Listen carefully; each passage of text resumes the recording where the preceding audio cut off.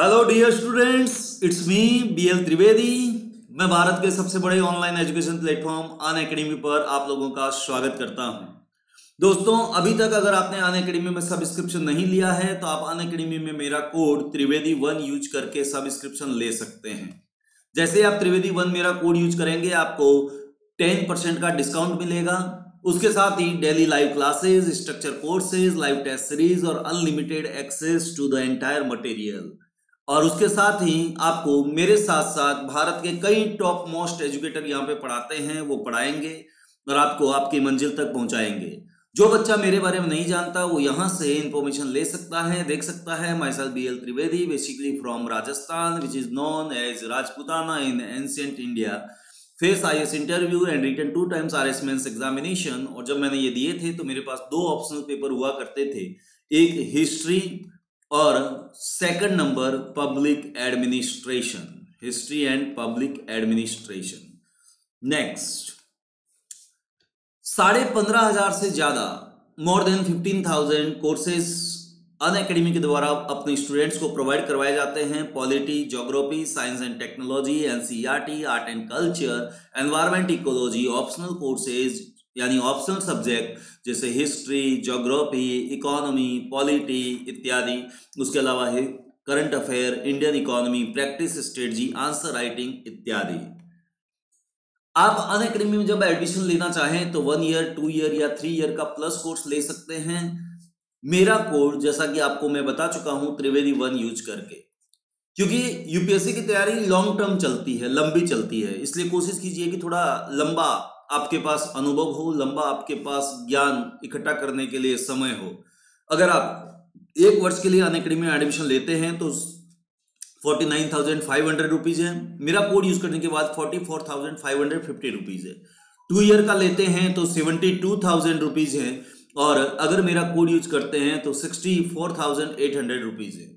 अगर 3 ईयर का लेते हैं तो 90,000 रुपीज है। और अगर मेरा कोड यूज करते हैं तो 81,000 रुपीज आपको पे करने पड़ेंगे। आइकॉनिक कोर्स भी प्लस कोर्स की तरह है, आप यहाँ पे देख सकते हैं प्लस और आइकॉनिक कोर्स में क्या डिफरेंस है। इसके लिए भी आपको मेरा कोड त्रिवेदी1 ही यूज करना पड़ेगा ताकि आपको 10% का प्रॉफिट मिल सके, चाहे वो 1 ईयर के लिए हो, 2 ईयर के लिए हो या फिर 3 ईयर के लिए हो। अब बात करते हैं ऑप्शनल पेपर की।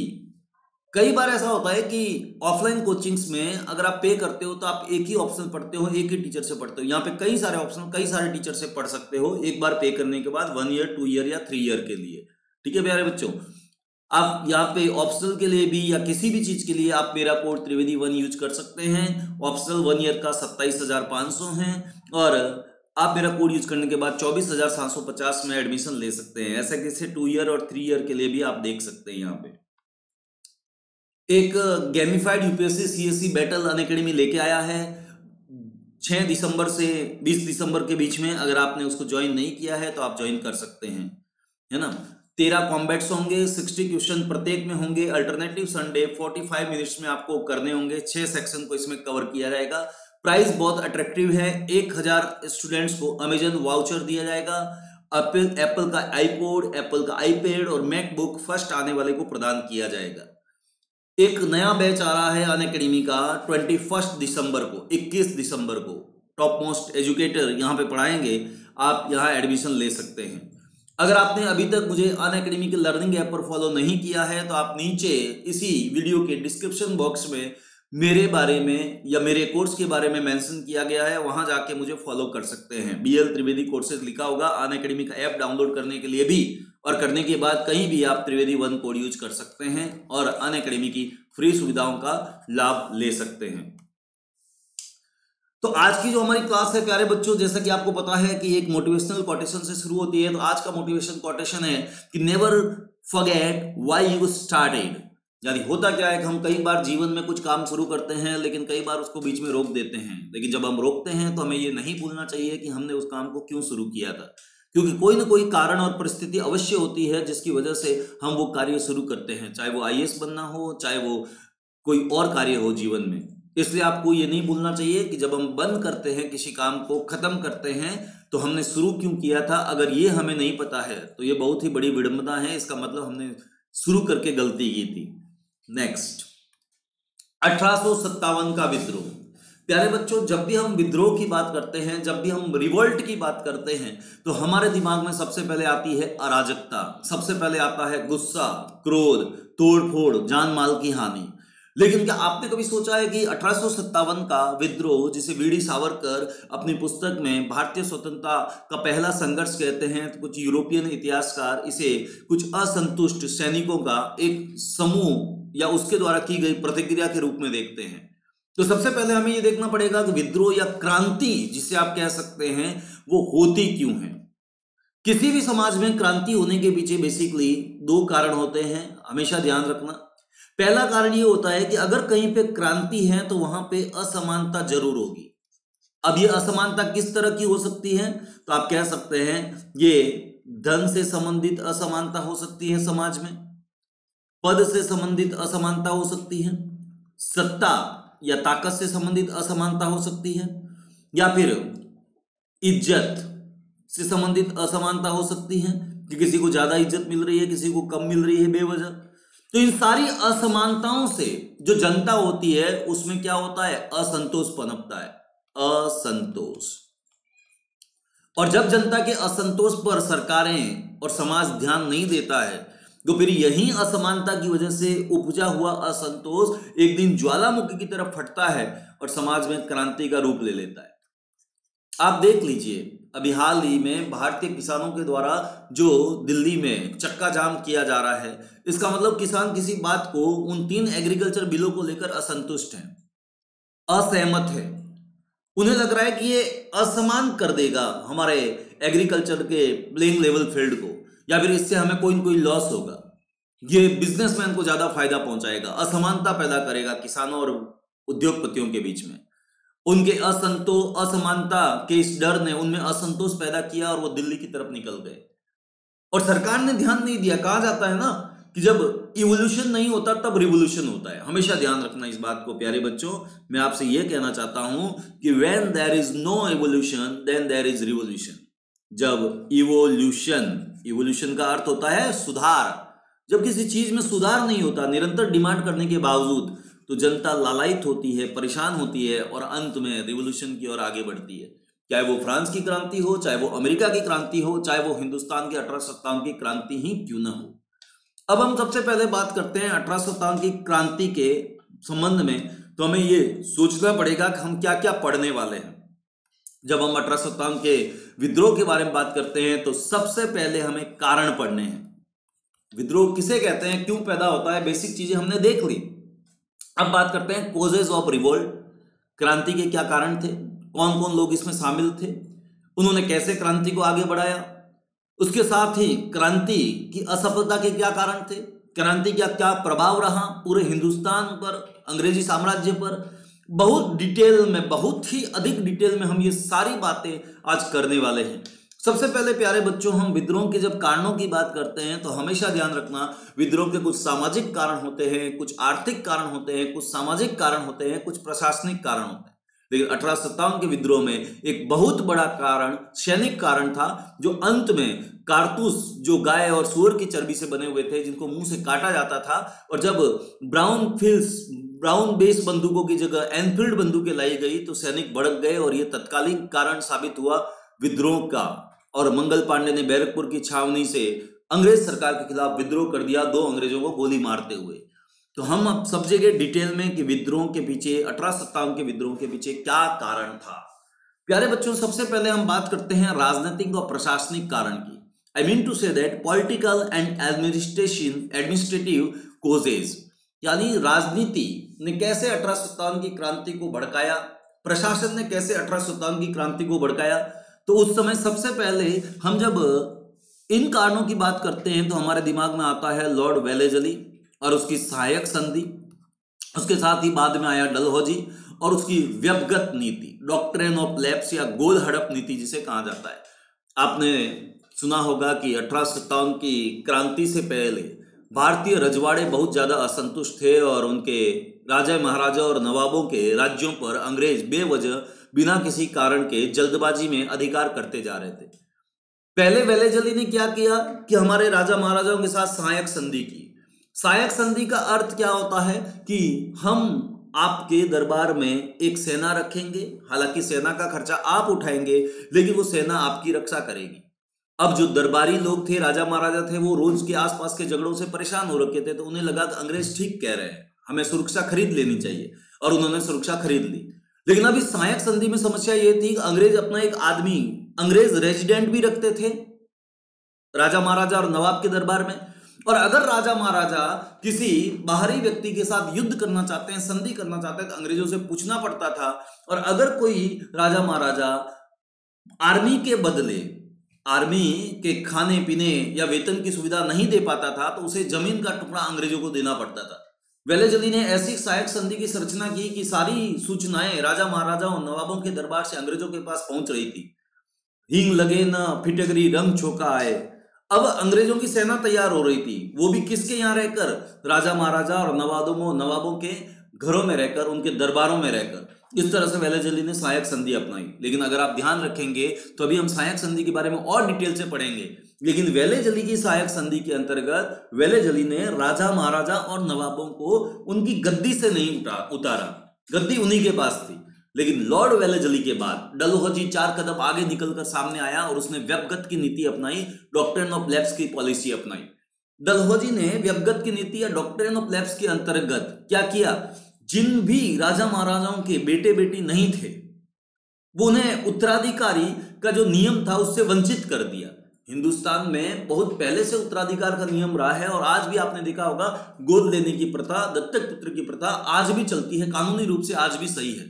लेकिन उस समय उन्होंने बंद कर दिया और बोला कि जिसके बेटा नहीं है वो दूसरा बेटा गोद नहीं ले सकता, और उसकी जो राज्य है, उसका जो दरबार है, वो हमारे अंडर में आ जाएगा, उसकी जो जमीन है, उसकी जो जायदाद है, वो सब हमारे अंडर में आ जाएगी। इसे डॉक्ट्रिन ऑफ लैप्स कहा गया।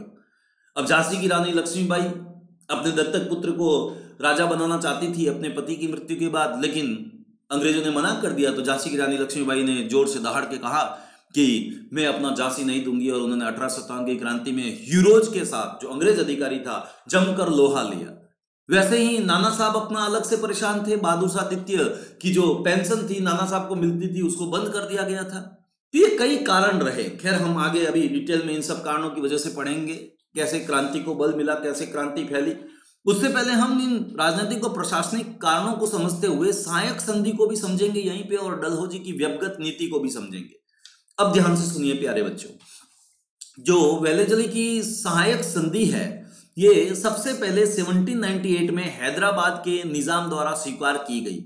बहुत इंपॉर्टेंट है, वेरी इंपॉर्टेंट, एग्जाम में कई बार यहां से प्रश्न पूछा गया है कि वेलेजली की सहायक संधि, क्योंकि वेलेजली हिंदुस्तान में कब से कब तक रहा था, 1798 से 1805 तक। तो 1798 से 1805 तक वेलेजली ने कई राजा महाराजाओं को अपने अंडर में ले लिया। सबसे पहले वेलेजली ने अपनी सहायक संधि के लिए राजी किया हैदराबाद के निजाम को, और हैदराबाद के निजाम ने अंग्रेजों के साथ 1798 में संधि कर ली। उसके बाद मैसूर 1799, तंजौर 1799, अवध 1801 और पेशवा 1802, भोंसले 1803 और सिंधिया 1804। यानी सारे मराठे अंडर में आ गए, सहायक संधि के अंडर में आ गए। यह संधि सबने स्वीकार कर ली। अगर हम बात करें डलहौजी की व्यपगत नीति, डॉक्ट्रिन ऑफ लैप्स, तो यहां एक तरह से अनैतिक थी, एक तरह से गोद लेने की जो भारतीय परंपरा थी उसको खत्म कर दिया गया डलहौजी के द्वारा। और खत्म करने के साथ ही सतारा 1848, जैतपुर संबलपुर उड़ीसा के अंदर है 1849, बघाट 1850, उदयपुर 1852, झांसी 1853, नागपुर 1854 का विलय अंग्रेजी साम्राज्य में कर लिया गया। और सबसे बड़ी बात तो तब हुई जब डलहौजी को, अवध को अपने अंडर में लाने का कोई तरीका नहीं मिला, तो एक्चुअल में डलहौजी ने वहां पे कुशासन का आरोप लगाया। और कुशासन का आरोप लगाने के बाद बोला कि जो अवध है वहां पे शासन अच्छे से नहीं हो रहा है, प्रजा परेशान है, और इसलिए वहां के राजा को हम उतार रहे हैं गद्दी से और अपने अंडर में अवध यानी लखनऊ को ले रहे हैं। नवाबों की नगरी लखनऊ पहले अवध के नाम से जानी जाती थी। सोचिए, जनता भड़क गई, और राजा महाराजा जितने भी हिंदुस्तान के थे, नवाब थे, उनको लगने लगा कि यार बच्चा पैदा नहीं हुआ, चलो उसने ले लिया, ये तो गलत किया ही किया। अब तो वो कुशासन का आरोप लगाकर, और कुशासन भी किसकी वजह से हो रहा है, अंग्रेजों की वजह से, क्योंकि वो बहुत ज्यादा मात्रा में टैक्स मांग रहे हैं। और जब वो बहुत ज्यादा मात्रा में टैक्स मांग रहे हैं राजा महाराजा से, धन संपत्ति और भेंट मांग रहे हैं, तो राजा महाराजा वो कहां से देंगे? पैसा पेड़ पे तो लगता नहीं है। तो राजा महाराजा क्या कर रहे थे कि अंग्रेजों को खुश करने के लिए या उनके दबाव में आकर जनता के ऊपर ज्यादा टैक्स लगा रहे थे। अब जनता को, ज्यादातर लोगों को थोड़ी पता था कि अंग्रेज जो है प्रेशर डाल रहे हैं, इसकी वजह से राजा महाराजा हमारे ऊपर ज्यादा टैक्स लगाने के लिए मजबूर है। उनको लगा कि राजा खराब है, राजा परेशान था अंग्रेजों से, और अंग्रेज जो है वो जनता को उधर से भड़काने का काम कर रहे थे। ये तो आपको पता ही होगा कि अंग्रेजों की हमेशा से नीति रही है, फूट डालो राज करो की नीति, डिवाइड एंड रूल की पॉलिसी। खैर आगे बढ़ते हैं। तो सहायक संधि के बारे में हम थोड़ा डिटेल में जानेंगे, डिटेल में समझेंगे। सहायक संधि का जो जन्मदाता है वो ज्यादातर लोग लॉर्ड वेलेजली को मानते हैं, लेकिन ऐसा नहीं है। सहायक संधि को सबसे पहले शुरू किया था फ्रांस के गवर्नर डुप्ले ने।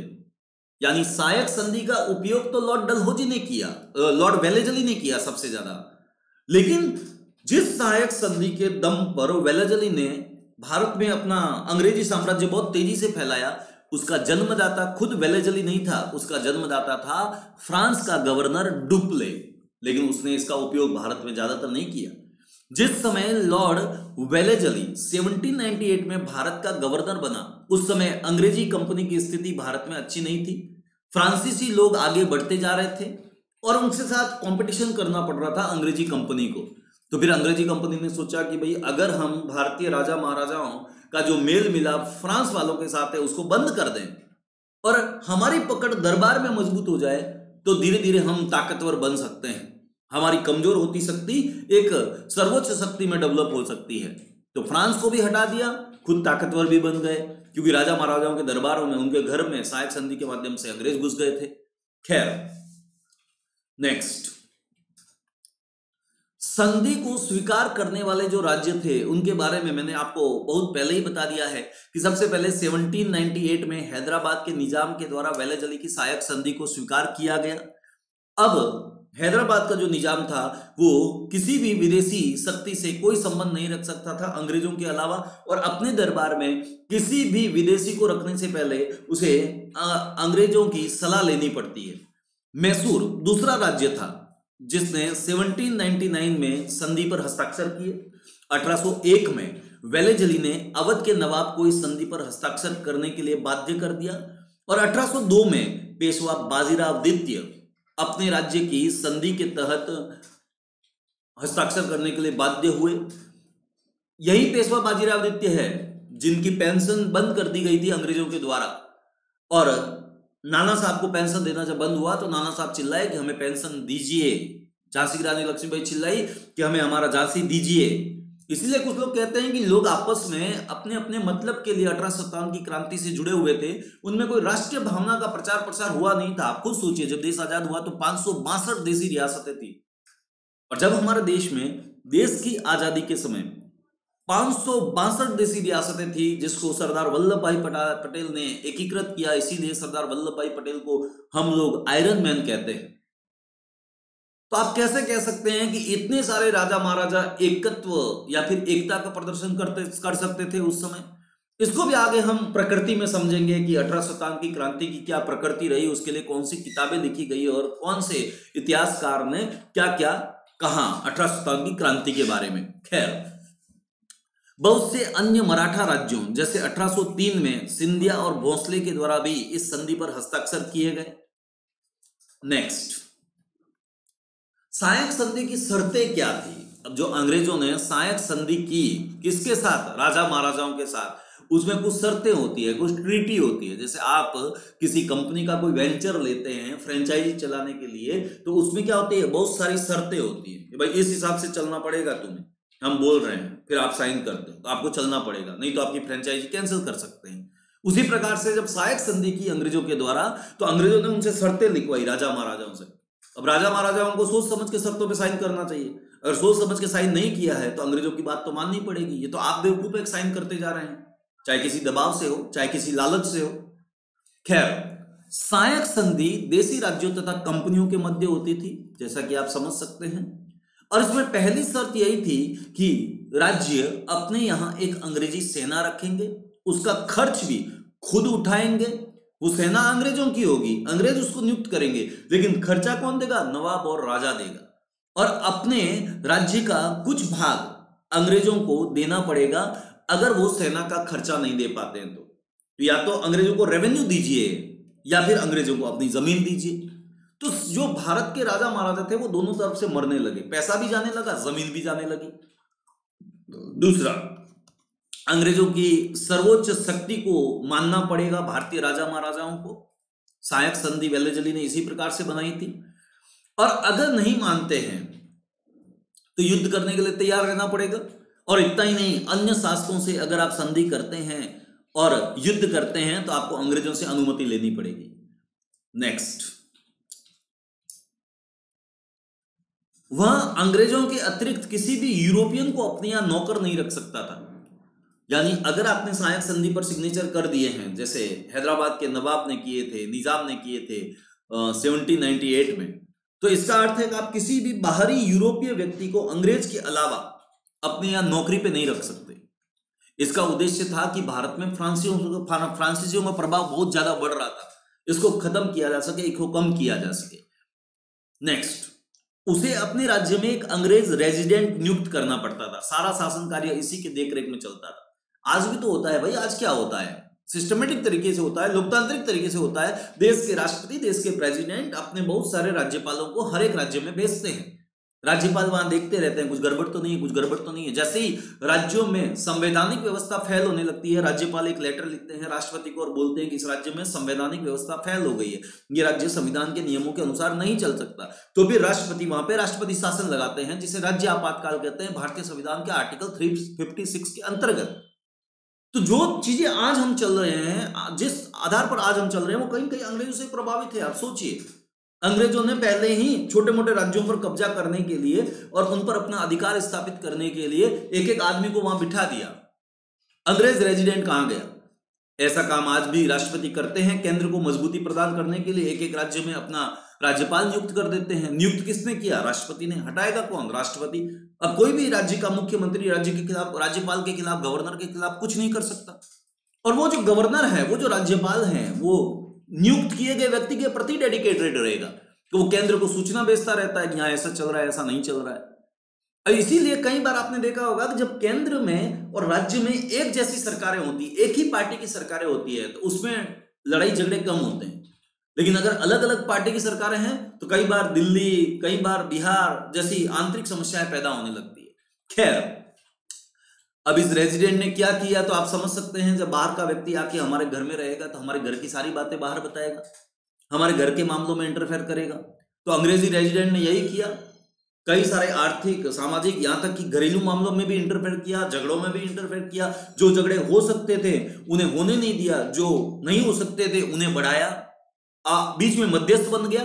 क्योंकि एक शर्त ये भी तो थी भाई, 1857 की क्रांति के पीछे जो कारण था वेल्लेजली की सहायक संधि, उसमें एक शर्त ये भी थी कि अगर राजा महाराजा, नवाब और निजाम आपस में लड़ाई झगड़ा करेंगे तो वो और किसी को बीच में नहीं लाएंगे, हम मीडिएटर बनेंगे। अंग्रेज। कौन? अंग्रेज। और जब अंग्रेज मीडिएटर बनेंगे तो अंग्रेजों को सब पता चल जाएगा कि झगड़ा किस बात पे था। फिर वो बीच में घुस के कभी इसको भड़काएंगे, कभी उसको भड़काएंगे, और फिर दोनों ओर से वकीलों की तरह पैसा ऐंठेंगे, दोनों की बातें जानेंगे, दोनों को ब्लैकमेल भी कर सकते हैं। ये सारी समस्याएं पैदा होने लगी। अब अंग्रेजों को सहायक संधि से क्या प्रॉफिट हुआ इतना सब कुछ करके? आप कह सकते हैं, एक तो उनका एरिया बढ़ गया, पहली बात शॉर्ट में हम समझे तो। दूसरा, उनको रेवेन्यू की प्राप्ति हुई। तीसरा, उनको लैंड की प्राप्ति हुई। चौथा, उनकी ताकत में वृद्धि हुई। और पांचवा, फ्रांसीसी कंट्रोल में आ गए।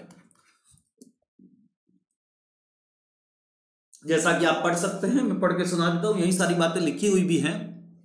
इस संधि के द्वारा अंग्रेजों को अनेक लाभ पहुंचे, जिनका वर्णन निम्न प्रकार से किया जा सकता है। पहला, सहायक संधि द्वारा कंपनी की आय के साधन काफी बढ़ गए। कंपनी को अब संधि स्वीकार करने वाले राज्यों से काफी धन मिलने लगा। इसके अतिरिक्त अंग्रेजों के पास बिना व्यय के एक शक्तिशाली सेना तैयार हो गई। हो गया प्रॉफिट। दूसरा प्रॉफिट, इस संधि के द्वारा कंपनी का देशी राज्यों पर प्रत्यक्ष और पहले से ज्यादा कड़ा नियंत्रण स्थापित हो गया। और तीसरा लाभ जो अंग्रेजों को सहायक संधि के कारण हुआ वो इस प्रकार से है कि इस व्यवस्था के कारण कंपनी का राज्य आंतरिक विद्रोहों तथा बाहरी आक्रमणों से सुरक्षित हो गया। सैनिक शक्ति बढ़ जाने से उन्हें बाह्य आक्रमणों से छुटकारा मिल गया तथा देशी राज्यों में रखी हुई अंग्रेजी सेना के भय से आंतरिक विद्रोह का भी खतरा नहीं रहा। चौथा, इस व्यवस्था द्वारा अंग्रेज भारत में काफी शक्तिशाली हो गए, परंतु कोई भी अन्य यूरोपियन शक्ति उनकी इस चालाकी को नहीं समझ सकी। इसका कारण यह था कि देशी राजाओं की स्वतंत्रता प्रकट रूप से स्थिर रखी जाती थी। यानी अंग्रेजों ने बाकी सारे लोगों को यह नहीं बोला कि हम किस आधार पर किस राजा महाराजा से कैसी शर्त लगा रहे हैं, क्यों लगा रहे हैं, इन सारी बातों को गोपनीय रखा। राजा महाराजाओं को जनता के सामने इंफीरियर फील न होना पड़े, क्योंकि अगर वो इंफीरियर फील होंगे तो दूसरे राजा महाराजा जो है वो भी स्वाभिमान के चक्कर में आकर साइन नहीं करेंगे संधि पर। तो उन्होंने ऐसा माहौल बनाया हुआ था कि अंदर ही अंदर तो परेशान कर रहे थे राजा महाराजाओं को, लेकिन बाहर ऐसे दिखा रहे थे कि भाई कोई गड़बड़ नहीं, कोई गड़बड़ नहीं है, सब ठीक है। जैसे कई बार नई नई बहू आती है ना, घर में तो परेशानी क्रिएट करती है, लेकिन बाहर शादी ब्याह में घूमते समय ऐसे घूमती है जैसे माँ लक्ष्मी की साक्षात अवतार है, इसी तरह से। नेक्स्ट, पांचवा, इस व्यवस्था के अनुसार देशी राज्यों में केवल अंग्रेजी सेना ही रखी जा सकती थी और केवल अंग्रेज कर्मचारी ही रखे जा सकते थे, तो फ्रांसीसियों का पत्ता साफ हो गया। छठा, वेलेजली की सहायक संधि का लाभ जो अंग्रेजों को हुआ, इस व्यवस्था के द्वारा देशी राजाओं की शक्ति बहुत कम हो गई, अंग्रेजों की शक्ति बढ़ गई और अंग्रेजों ने अपना साम्राज्य विस्तार भी भरपूर मात्रा में कर दिया। अब सहायक संधि के क्या दोष थे, इसकी क्या कमियां थी, तो सबसे पहली बात तो यही है कि जो सहायक संधि अंग्रेजों के लिए वरदान थी, वो सहायक संधि भारतीय राजा महाराजाओं और नवाबों और निजामों के लिए एक तरह का श्राप बन गई। क्योंकि राजा महाराजा पहले स्वतंत्र हुआ करते थे। आपने देखा होगा जब हम राज्य के बारे में पढ़ते हैं आज भी मॉडर्न पॉलिटिकल सिस्टम में, तो हम राज्य के 4 गुण लेते हैं, इनके बिना राज्य राज्य नहीं रह जाता। अब ये 4 गुण कौन सा है, तो पहला, राज्य का पहला गुण होता है कि राज्य के पास अपना एक क्षेत्रफल होना चाहिए। ये तो राजा महाराजाओं के पास सहायक संधि करने से पहले और बाद में भी था ही, हालांकि थोड़ा कम हो गया था। अगर पैसा नहीं दे पा रहे हो सेना के खर्चे का तो आपको जमीन देनी पड़ेगी, तो क्षेत्रफल थोड़ा सा कम हुआ। दूसरा दोष, क्षेत्रफल के साथ जनसंख्या होनी चाहिए। अब आपकी जनसंख्या के ऊपर अत्याचार कौन कर रहा है, अंग्रेज, डायरेक्टली और इनडायरेक्टली। नाम किसका खराब हो रहा है, राजा महाराजा का। तीसरा, क्षेत्रफल, जनसंख्या राज्य के 2 अनिवार्य तत्व हैं, इसके अलावा 2 और अनिवार्य तत्व हैं और वो है सरकार। तो अब सरकार तो इशारों पे नाच रही थी अंग्रेजों के द्वारा, ये भी तत्व राज्य का पर्टिकुलर बेसिक तत्व गड़बड़ा गया। और सबसे बड़ी बात, चौथा प्रमुख तत्व है संप्रभुता, सॉवरेनिटी। संप्रभुता तो पूरी तरह से गड़बड़ा गई। संप्रभुता मतलब राज्य का वो तत्व जिसके अंतर्गत राज्य इस बात की घोषणा करता है, जैसे भारतीय संविधान की प्रस्तावना में की जा रही है कि हम संप्रभु है, वी आर सॉवरेन, हमारे ऊपर न तो किसी बाहरी ताकत का दबाव है न ही प्रभाव है, हम अपने फैसले अपने खुद के हाथों से, अपने खुद के बल, बुद्धि और दिमाग से, विवेक से ले सकते हैं। लेकिन जब सहायक संधि वेलेजली की राजा महाराजाओं के द्वारा स्वीकार की जाने लगी, तो अब राजा महाराजाओं के हाथ में नहीं रह गया प्यारे बच्चों अपने फैसले लेना। वो अंग्रेजों के दम पर, अंग्रेजों के दबाव में, अंग्रेजों के प्रभाव में फैसले लेने लगे, युद्ध के, संधि के, यहां तक कि शादी ब्याह के भी फैसले उनको अंग्रेजों के हिसाब से लेने पड़े कई बार। यानी संप्रभुता जो है अंग्रेजों के कारण राजा महाराजा, नवाबों और निजामों की खत्म हो गई। तो राज्य के जो बेसिक तत्व हैं वही राजा महाराजाओं के पास नहीं बचे। फिर तो डलहौजी आया और उसने डॉक्ट्रिन ऑफ लैक्स, गोद निषेध की प्रथा के अंदर राज्य को ही हड़प लिया। वेलेजली ने तो राज्य के बेसिक तत्वों का खात्मा किया, लेकिन डलहौजी ने आकर राज्य को ही खत्म कर दिया। खैर, पहला, सहायक संधि के दोष, देशी राजाओं का अपने राज्य पर कोई राजनीतिक अधिकार नहीं रह गया, वे अब नाम मात्र के ही राजा रह गए थे। सर टॉमस मुनरो के शब्दों में, राज्यों ने अपनी स्वतंत्रता, राष्ट्रीय चरित्र अथवा वह सब जो किसी देश को प्रतिष्ठित बनाते हैं बेचकर सुरक्षा मोल ले ली। दूसरा, इस संधि के कारण देशी राजाओं में कुव्यवस्था फैल गई।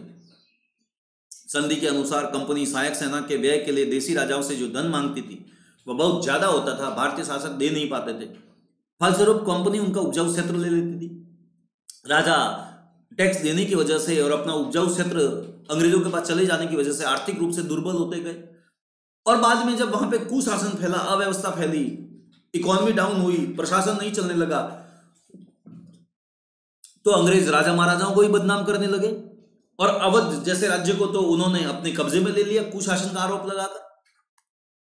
खैर, तीसरा, इस व्यवस्था को स्वीकार करने वाले प्रत्येक देशी राज्य में एक अंग्रेज रेजिडेंट की नियुक्ति की गई थी और राजाओं के आंतरिक मामलों में हस्तक्षेप करता था। चौथा, कंपनी की सेना का व्यय इन राजाओं को देना पड़ता था, तो कंपनी को फायदा होता था, राजाओं को लॉस होता था। इस व्यवस्था ने केवल भारतीय नरेशों के आत्मविश्वास तथा शासन के प्रति उत्तरदायित्व को ठेस नहीं पहुंचाई, बल्कि राष्ट्रीय भावना का भी अंत कर दिया। अंग्रेजी सेना के संरक्षण में अपने आप को सुरक्षित समझकर राष्ट्रीय हितों को भूल गए। यानी एक्चुअल में होता क्या है, इसको समझिए। बहुत लंबे समय तक जापान की, कहा जाता है, कोई आर्मी नहीं थी और अमेरिका जापान की रक्षा करने के लिए उसके साथ सांठगांठ कर चुका था। तो जब अमेरिका ने बोला कि हे जापान, हम तुम्हारी रक्षा करेंगे लेकिन तुम्हें हमारी कुछ बातें माननी पड़ेगी, तो इसका अर्थ है कि जापान सुरक्षित तो है अमेरिका के चक्कर में, लेकिन जापान में सैनिक नहीं है, उसकी अपनी सेना नहीं है। तो अगर अमेरिका ने साथ छोड़ा तो फिर जापान कहां जाएगा? और अमेरिका भी बेवजह फालतू में तो जापान को सपोर्ट नहीं करेगा, सेना नहीं देगा। वो अपनी सेना को जापान में रखकर जापान पे कब्जा भी बनाए हुए हैं और खर्चा भी निकाल रहा है सेना का बेवजह। यानी भारतीय राजा महाराजाओं ने ठीक इसी प्रकार से जब वेलेजली के साथ सहायक संधि की, तो सहायक संधि करने के बाद वो अपनी सेना नहीं रख पाए। सेना अंग्रेजों के दम पर थी तो अंग्रेजों के प्रति स्वामी भक्ति दर्शाई, और जब विद्रोह वगैरह होने लगे, राजा महाराजाओं का दिमाग कभी खराब हो जाता था, गुस्से में कुछ बोल देते थे, तो सेना उसी राजा महाराजा को आंख दिखा देती थी, क्योंकि खाना खजाना सब कहां से आ रहा था? सैनिकों की तरफ, अंग्रेजों की तरफ से। हालांकि कर रहे थे भारतीय नवाब और सुल्तान। खैर, छठा, जब देसी राजाओं की आर्थिक स्थिति दयनीय होने लगी तो उन्होंने जनता पर अधिक कर लगाने शुरू कर दिए। जनता को अनेक कष्टों का सामना करना पड़ा। इतना ही नहीं, राज्य की सुरक्षा की जिम्मेदारी से मुक्त होकर स्वयं को भोग विलास में डुबो दिया। नैतिक पतन हो गया। जब राजा महाराजा को लगा कि अगर हमें कुछ हो भी गया तो अंग्रेज बचा लेंगे, कितने दिन बचाएंगे, कैसे बचाएंगे और क्यों बचाएंगे, ये प्रश्न भारतीय राजा महाराजाओं के दिमाग में नहीं आए। उनको लगा कि मामला ठीक है, खाओ पियो ऐश करो, शौक मौज करो, कमा के तो दे ही रही है कंपनी, कंपनी का असर हमारे हाथ पे, हमें क्या दिक्कत है। लेकिन ये नहीं सोचा राजा महाराजा ने जिस दिन अंग्रेज कंपनी चली जाएगी उस दिन अपने राज्य का क्या होगा, या यही अंग्रेज कंपनी जब हमारे राज्य पे कब्जा कर लेगी तो हमारा क्या होगा। ये सोचने में भारतीय राजा महाराजा नाकाम रहे। अब बात करते हैं प्यारे बच्चों दूसरा सिद्धांत, और ये है व्यपगत का सिद्धांत। इसे हम डॉक्ट्रिन ऑफ लेप्सी कहते हैं और ये डलहौजी के द्वारा लाया गया सिद्धांत था। ठीक है, जब डलहौजी 1848 में हिंदुस्तान आया तो हिंदुस्तान आने के साथ ही उसे पता चल गया कि भारतीय साम्राज्य का विस्तार करना है अंग्रेजों के तत्वाधान में, और इसके लिए उसने मुख्यतः 3 नीतियां अपनाई डलहौजी ने। पहली नीति, युद्ध की नीति। अगर कोई राजा महाराजा अंग्रेज सरकार को सपोर्ट नहीं कर रहा है, उसकी बात नहीं मान रहा है, तो युद्ध करो, उसका राज्य अपने कब्जे में ले लो। व्यपगत के सिद्धांत, डॉक्ट्रिन ऑफ लैप्स, गोद निषेध प्रथा की मनाही इत्यादि नीतियों के अंतर्गत डलहौजी ने सबसे पहले युद्ध की नीति अपनाई। दूसरा, व्यपगत का सिद्धांत। अगर किसी राजा महाराजा के पास उसका उत्तराधिकारी नहीं है तो उसके राज्य को अधिग्रहित कर लिया जाएगा, उसके राज्य को ले लिया जाएगा। पहले ऐसा नहीं होता था। पहले हिंदुस्तान के राजा की जब औलाद नहीं होती थी, बे औलाद होता था, तो दूसरे अपने रिश्तेदारों में से या किसी अच्छे व्यक्ति को अपना दत्तक पुत्र बना लेता था और उसे राजा बना दिया जाता था। अब अंग्रेजों ने कहा कि आपका अपना बेटा है तो ठीक है, नहीं तो आप दूसरे का बेटा उधार लेके दत्तक पुत्र बनाकर गोद लेकर अपना राज्य नहीं चला सकते। राज्य हड़पने की एक नई कला थी अंग्रेजों के पास।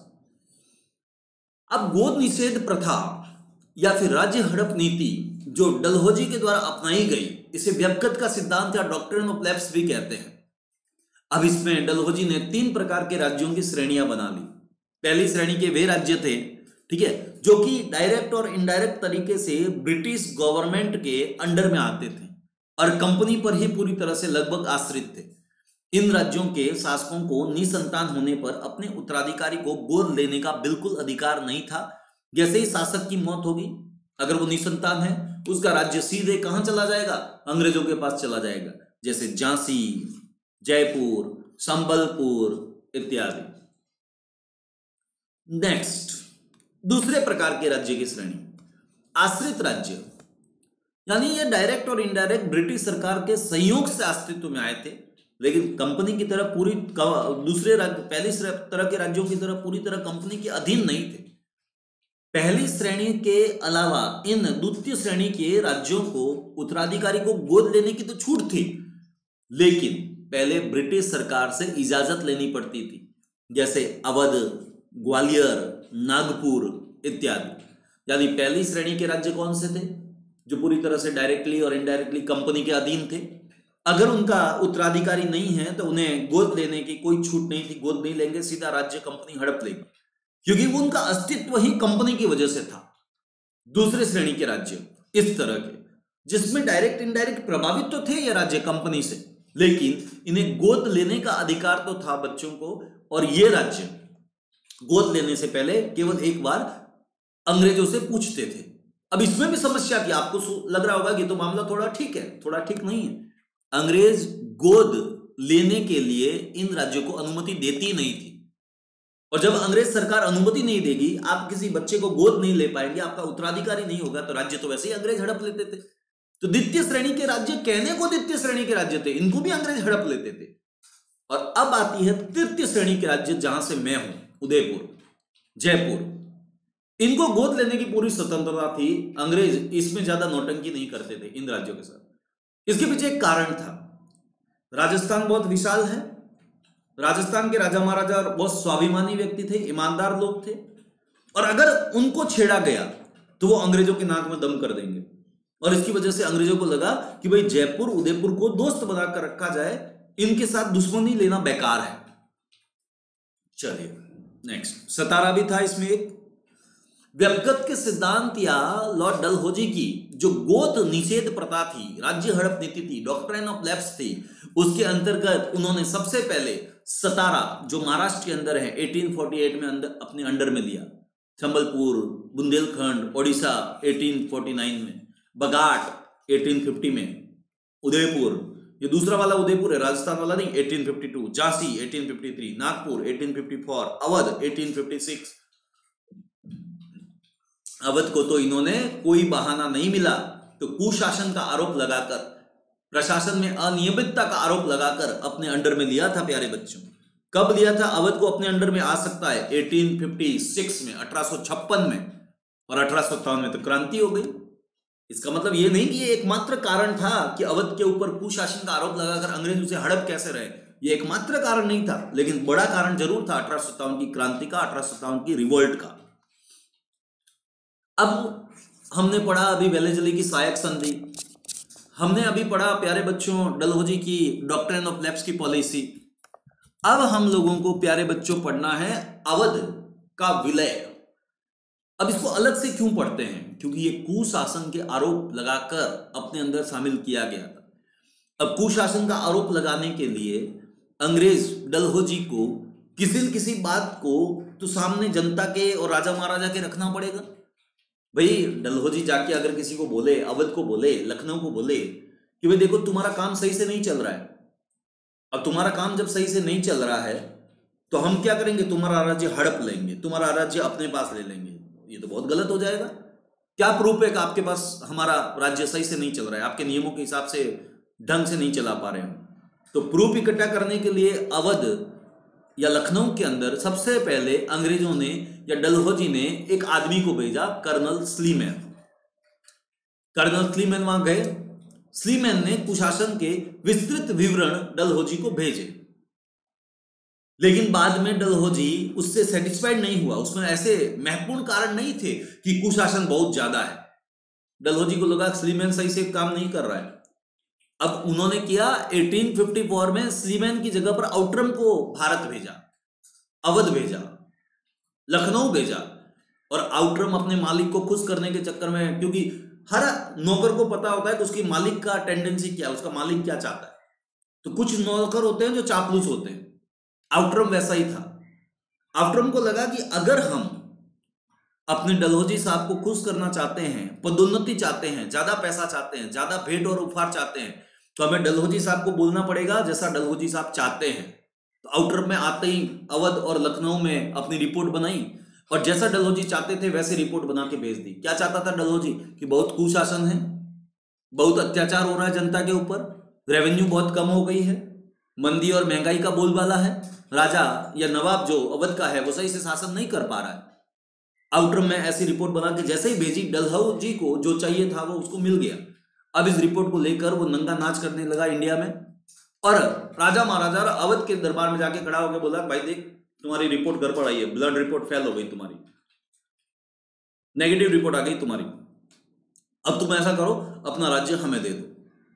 अब अयोग्यता का आरोप लगाकर अवध के नवाब वाजिद अली शाह को हटाने की पूरी प्रक्रिया शुरू हुई और 13 फरवरी 1856 की घोषणा के बाद अवध राज्य कंपनी के राज्य में मिला लिया गया। अब इसके अनुसार एक चीज और थी, अवध के राजा को जब हटाया गया तो 12 लाख रुपए वार्षिक पेंशन दी गई अवध के राजा को अंग्रेजों के द्वारा। यानी हम तुम्हें गद्दी से हटा रहे हैं लेकिन तुम्हें खाने पीने की दिक्कत नहीं होगी, 12 लाख रुपए हर साल हम आपको देंगे। 1856 में आज भी 12 लाख रुपए यानी हर महीने का 1 लाख रुपए बहुत ज्यादा है।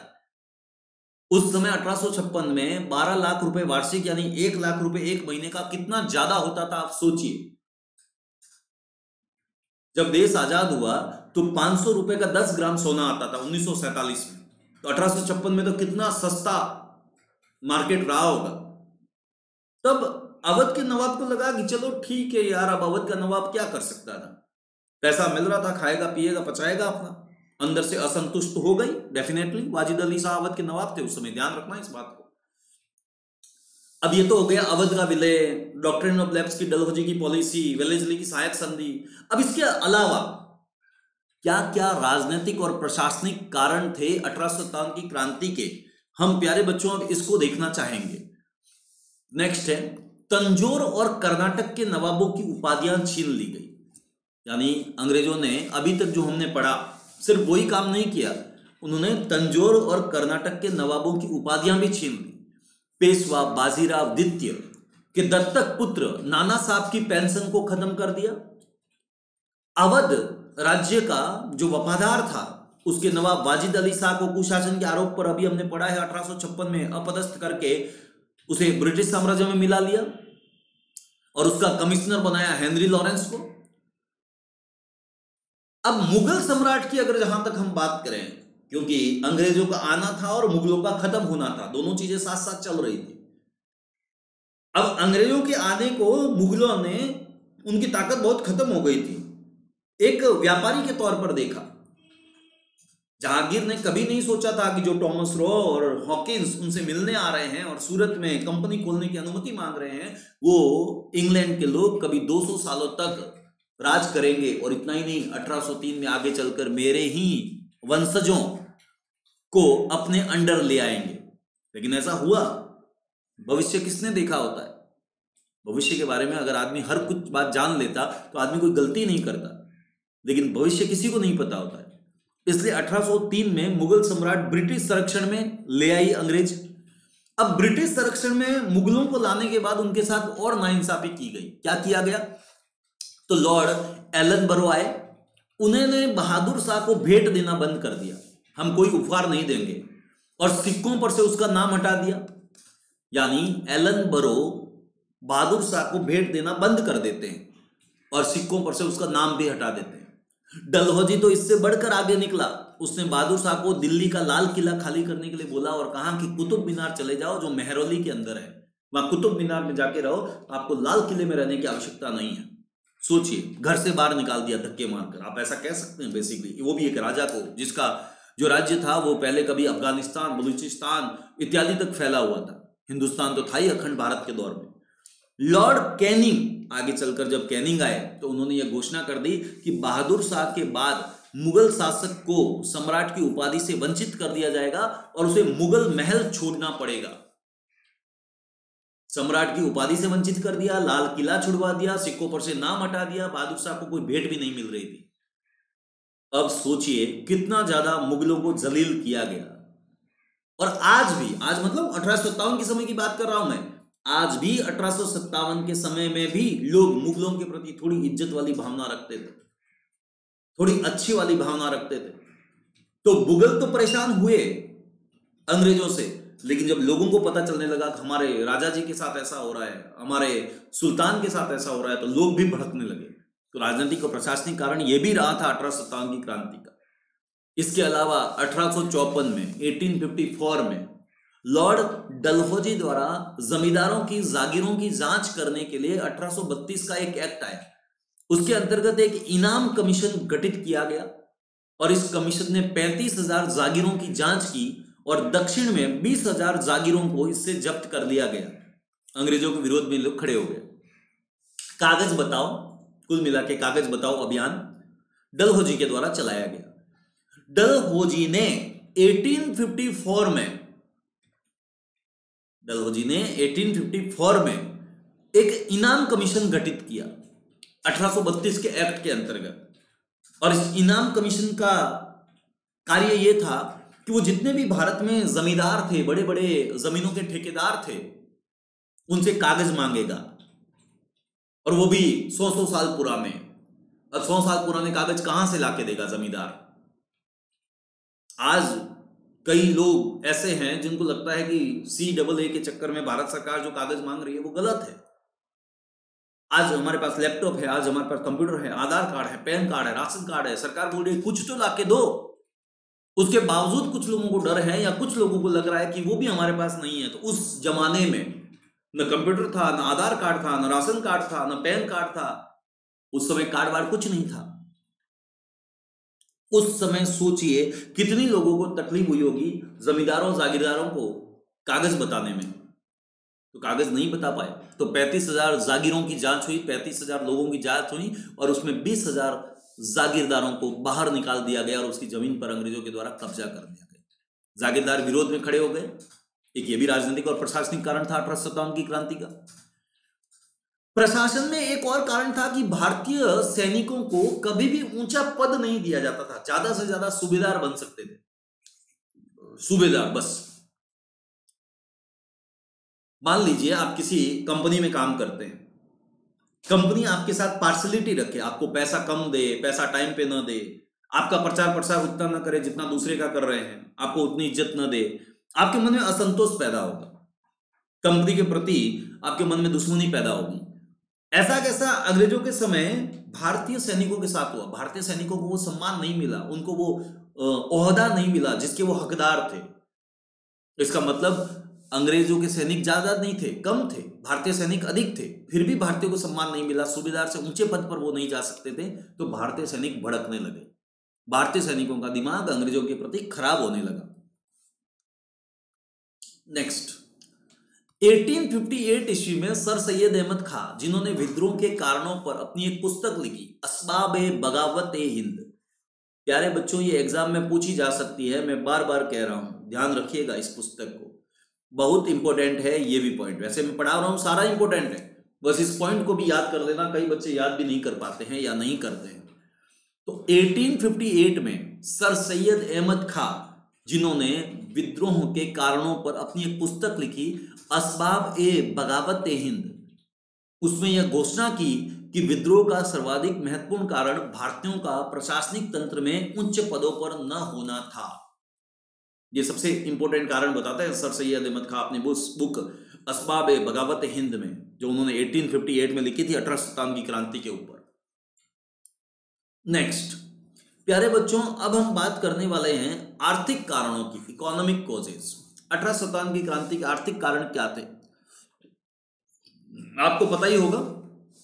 आर्थिक कारणों में सबसे पहले तो यही था कि अंग्रेज बाहर से आए थे हमारे देश में व्यापार करने के लिए, फिर हमारे देश की समृद्धि देखकर इस सोने की चिड़िया कहलाने वाले हिंदुस्तान को बर्बाद और परेशान करना शुरू कर दिया। हमारे यहाँ से बंगाल, बिहार और उड़ीसा से कच्चा माल लेके जाते थे। उस समय तो बांग्लादेश भी इसी का हिस्सा था, तो इतने बड़े क्षेत्र से कच्चा माल लेके जाते थे और कच्चा माल ले जाने के बाद अपने देश में लिवरपूल और मैनचेस्टर जैसी मिलों में पक्के माल में बदल कर लाते थे।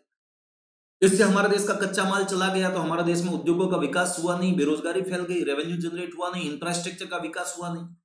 और अपने देश में ले जाकर जिस कच्चे माल से उन्होंने सामान बनाया और वो पक्का माल लाकर महंगे दामों पर हमने बेचा, तो हमारा पैसा भी बाहर चला गया। इतना ही नहीं, हमारा माल जब इंग्लैंड जाता था बिकने के लिए, तो अंग्रेज इंग्लैंड के बॉर्डर पर, इंग्लैंड के अंदर घुसने से पहले उस पर बहुत अधिक मात्रा में शुल्क लगाते थे, टैक्स लगाते थे। जैसे 27%, 71%, यहां तक कि रेशमी कपड़ों पर 90% टैक्स लगता था। यानी अगर हिंदुस्तान के लोगों को अंग्रेजों के समय में अपना कोई सामान, कपड़ा इत्यादि इंग्लैंड में बेचना है तो 80-90% टैक्स देना पड़ता था। लेकिन अगर अंग्रेजों को वही निर्मित कपड़ा हिंदुस्तान में बेचना है तो उनको 3.5 और 2% टैक्स देना पड़ता था। तो हम अंग्रेजों के यहां माल बेच नहीं पाएंगे, क्योंकि माल बेचेंगे तो बहुत महंगा हो जाएगा, 80% 90% टैक्स लग गया है।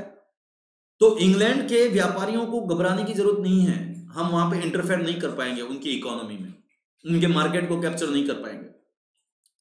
लेकिन अंग्रेज हमारे मार्केट को कैप्चर कर पाएंगे और अंग्रेजों का सामान हमारे देश में सस्ता पड़ेगा। वो भी बना बनाया 3.5%, 2% ही टैक्स लग रहा है, रेवेन्यू जनरेट हो रहा है अंग्रेजों को उल्टा यहां पे। खैर, आगे बढ़ते हैं। कंपनी के शासनकाल में अकाल भी बहुत ज्यादा पड़े। 1770 से लेकर 1837 तक कई भयंकर अकाल पड़े। 1837 में जो अकाल पड़ा उसमें तो 8 लाख लोग मारे गए। 8 lakh people die due to the famine which has occurred in 1837 in all over the India, mostly in the Bengal region. अब आप सोचेंगे सर ऐसा क्यों हुआ, क्या पहले अकाल नहीं पड़ते थे? बेटा पहले अकाल पड़ते थे, लेकिन जब अंग्रेज आए तो अंग्रेजों ने हमें कहा कि आप जो ये जीवन निर्वाह कृषि करते हैं, जीवन निर्वाह कृषि मतलब जीवन जीने के लिए कृषि, चावल, गेहूं, दाल ये बोते हैं, वो बोना बंद कीजिए, हम जो कह रहे हैं वो बोइए। और हम क्या कह रहे हैं, यानी अंग्रेज क्या कह रहे हैं, नील की खेती करो, कपास की खेती करो, चाय पत्ती की खेती करो, मसाले की खेती करो, यानी खाने पीने की चीजों की खेती मत करो, इन सब नकदी फसलों की खेती करो। अब इन नकदी फसलों को तो आदमी खाएगा नहीं, अब खाएगा नहीं तो अकाल तो फैलेगा अनाज के अभाव में। नेक्स्ट, सामाजिक और धार्मिक कारण। अगर हम नेक्स्ट कारणों के बारे में देखें, नेक्स्ट कारणों के बारे में समझने की कोशिश करें प्यारे बच्चों, 1857 की क्रांति के, तो वो आपके हैं सामाजिक और धार्मिक कारण। हिंदुओं को बर्बर और मुसलमानों को अंग्रेज निर्दयी और कट्टर कहते थे। यानी हिंदुओं को बोलते थे कि तुम जंगली हो, मुसलमानों को कहते थे कि तुम्हें दया नहीं है, निर्दयी कट्टरपंथी लोग हो तुम। यहां तक कि सारे भारतीयों को काले कहा जाता था, यानी रेसिज्म, यानी हम गोरे हैं तुम काले हो, ये आप किसी को बोलते हो तो आप सामने वालों को इंफीरियर फील करवा रहे हो। मैं अमीर हूं तुम गरीब हो, ये किसी को बोलते हो तो सामने वाले को नीचा दिखा रहे हो। तो अंग्रेज हमेशा ये कहते थे तुम गंवार हो, तुम अशिक्षित हो, तुम काले हो, फलाना हो, ढिमका हो। तो हिंदुस्तान के लोगों को लगने लगा, चाहे वो हिंदू हो चाहे मुसलमान हो, कि अंग्रेज में ऐसा क्या है भाई, बार बार हमें बोल के परेशान करते हैं। विद्रोह की ज्वाला फूटने लगी। इतना ही नहीं, अंग्रेजों ने सामाजिक और धार्मिक बदलाव करने शुरू किए हिंदुस्तान में। जैसे आपको पता होगा, बेंटिंग के द्वारा राजा राम मोहन राय के कहने पर सती प्रथा का अंत कर दिया गया 1829 में। हॉर्डिंग के समय में नरबली को खत्म किया गया। 1844 में कन्यावध को बंद किया गया। जॉन सॉर ने दास प्रथा एलन बरो के द्वारा बंद की गई। बाल विवाह, विधवा विवाह 1857-6 में वैलिड किए गए। बाल विवाह पर रोक लगाई गई। विधवा विवाह ईश्वरचंद विद्यासागर की अनुमति या उनके कहने पर बंद कर इस विधवा पुनर्विवाह शुरू किया गया 1856 में। अंतरजातीय विवाह को अंग्रेजों ने समर्थन दिया। यानी भारत में जो काम होते थे सामाजिक और धार्मिक आधार पर, उन कामों को अंग्रेजों ने बोला ये गलत है, तुम गंवार हो, बेवकूफ, ऐसे काम करते हो तुम। और जो काम नहीं होते थे उनको शुरू करवाया। यानी पहले भारत में आपस में अलग अलग जातियों और धर्मों में शादियां नहीं होती थी। अंग्रेजों ने कहा करो, कोई दिक्कत नहीं है, बढ़िया बात है, ये मॉडर्निटी का तरीका है। सभ्य लोग ऐसा करते हैं, जाति पाति धर्म इत्यादि को नहीं मानते और आपस में शादियां करते हैं। भारत में ये चलता नहीं था उस जमाने में, आज भी नहीं चलता कई जगह पे, तो सोचो उस जमाने में कितने भड़क गए होंगे लोग। विधवा विवाह, भारत में महिलाएं पति के न रहने पर ज्यादातर सती हो जाती थी, लेकिन अंग्रेजों ने यह कहा भाई सती होने की जरूरत नहीं है, उस पर हमने रोक लगा दी, आपका पति अगर डेथ कर गया है तो शादी कर लो, आपका जीवन है, कोई दिक्कत नहीं है। तो अब ऐसा कहा जाए विधवा पुनर्विवाह होना चाहिए, मुझे भी कोई दिक्कत नहीं है, आपको भी आजकल दिक्कत नहीं होगी, क्योंकि हमारे लिए नॉर्मल बात है कि अगर कोई लड़की जिसकी शादी को 2-3 साल 4 साल हुए और उसका पति डेथ कर जाता है, तो क्या वो जिंदगी भर रोते रहे? उसका अपना जीवन नहीं है? आज हम समझते हैं चलो उसको शादी कर लेनी चाहिए, कितने दिन तक रोती रहेगी, कितने दिन तक परेशान रहेगी? उसका भी तो अपना जीवन है, क्या हमेशा के लिए हंसना भूल जाए? लेकिन ये बात अगर आप 1856 में कहेंगे तो लोग आपका विरोध करेंगे, क्योंकि जब इतिहास लिखा जाता है तो इतिहास हमेशा काल और परिस्थितियों के सापेक्ष होता है। I mean to say that कि जब आप अकबर का विश्लेषण करते हैं, जब आप चंद्रगुप्त मौर्य का विश्लेषण करते हैं, तो उनको आज की तारीख में जो चीजें हम जानते हैं, जो हमारा नियम है, कानून है, उनके आधार पर आप उनको नहीं देख सकते। आपको उन्हें देखना पड़ेगा उस समय जो राजा महाराजा और समाज थे उसमें वो कितने ऊंचे लेवल के लोग थे, वो उसमें कितना ऊंचा सोचते थे। समझ रहे हो बात को? खैर, अब इससे लोग भड़क गए कि भाई तुमने हमारी धर्म में नर बलि को खत्म करवा दिया, सती प्रथा को खत्म करवा दिया, तुमने बाल विवाह को खत्म करवा दिया, उल्टा विधवा विवाह, अंतरजातीय विवाह को बोल रहे हो करो करो करो। इतना ही नहीं, 1813 में ईसाई मिशनरीज जो हैं वो भारत आने लगे, ईसाई मिशनरीज को भारत में आने की अनुमति दे दी गई। अब ये जो ईसाई मिशनरीज भारत आए वो क्या थे? पादरी लोग धर्म का प्रचार करते थे, अंग्रेजी का प्रचार प्रसार करते थे।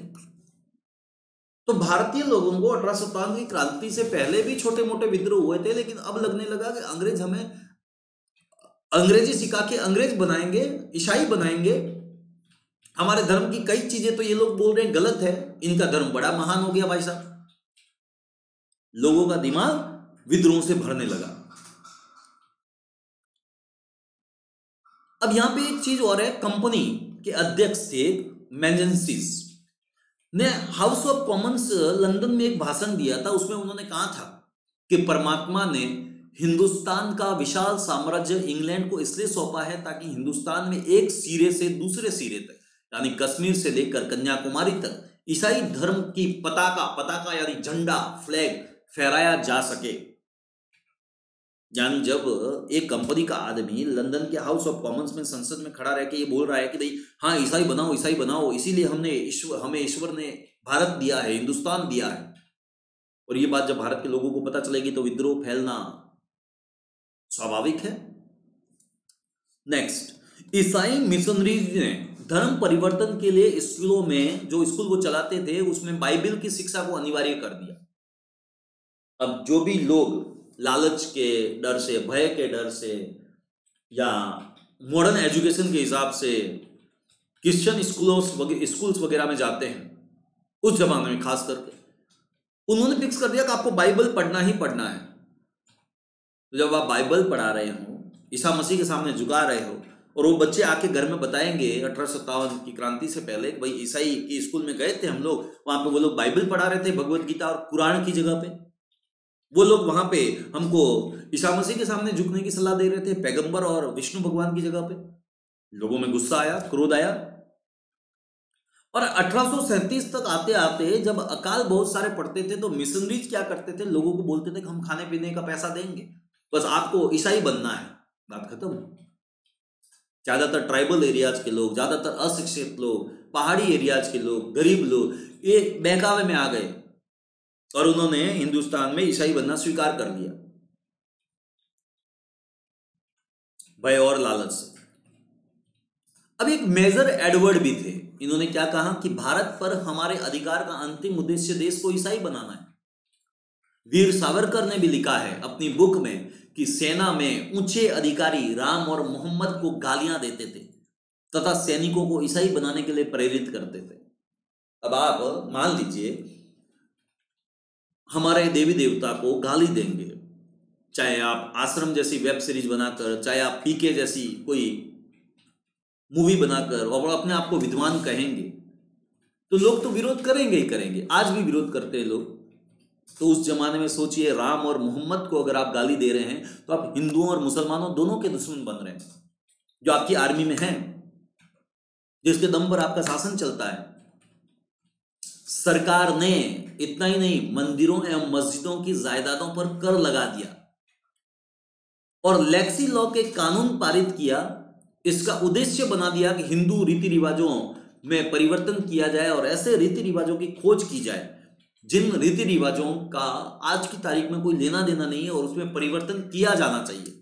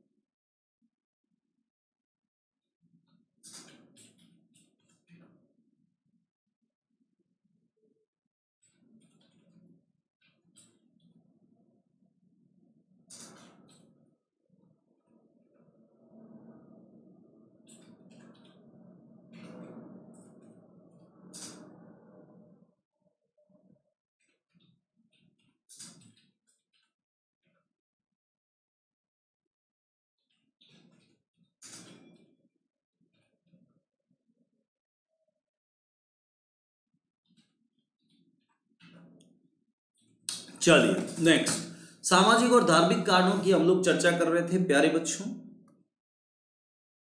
नेक्स्ट है आपके सामने सैनिक कारण। अब हम पढ़ेंगे कि वो कौन से सैनिक कारण थे जिसकी वजह से जो अंग्रेज सरकार थी उसके खिलाफ भारतीय सैनिकों का गुस्सा फूटा। अभी तक हमने देखा राजनीतिक कारण, अभी तक हमने देखा प्रशासनिक कारण, अभी तक हमने सामाजिक और धार्मिक कारणों की विवेचना की। अब हम 1857 की क्रांति की जब बात करते हैं तो अभी हमें मिलिट्री कोजेस देखने पड़ेंगे, अभी हमें सैनिक कारण देखने पड़ेंगे। अब सैनिक कारण में चार्ल्स नेपियर क्या कहते हैं, उच्च जातीय भाड़े के सैनिक, यानी भारत में ज्यादातर जो सैनिक थे वो ब्राह्मण और राजपूत थे उस जमाने में। और चार्ल्स नेपियर जैसा व्यक्ति कहता है कि उच्च जाति के भाड़े के सैनिक हैं जिन पर कोई विश्वास नहीं करता।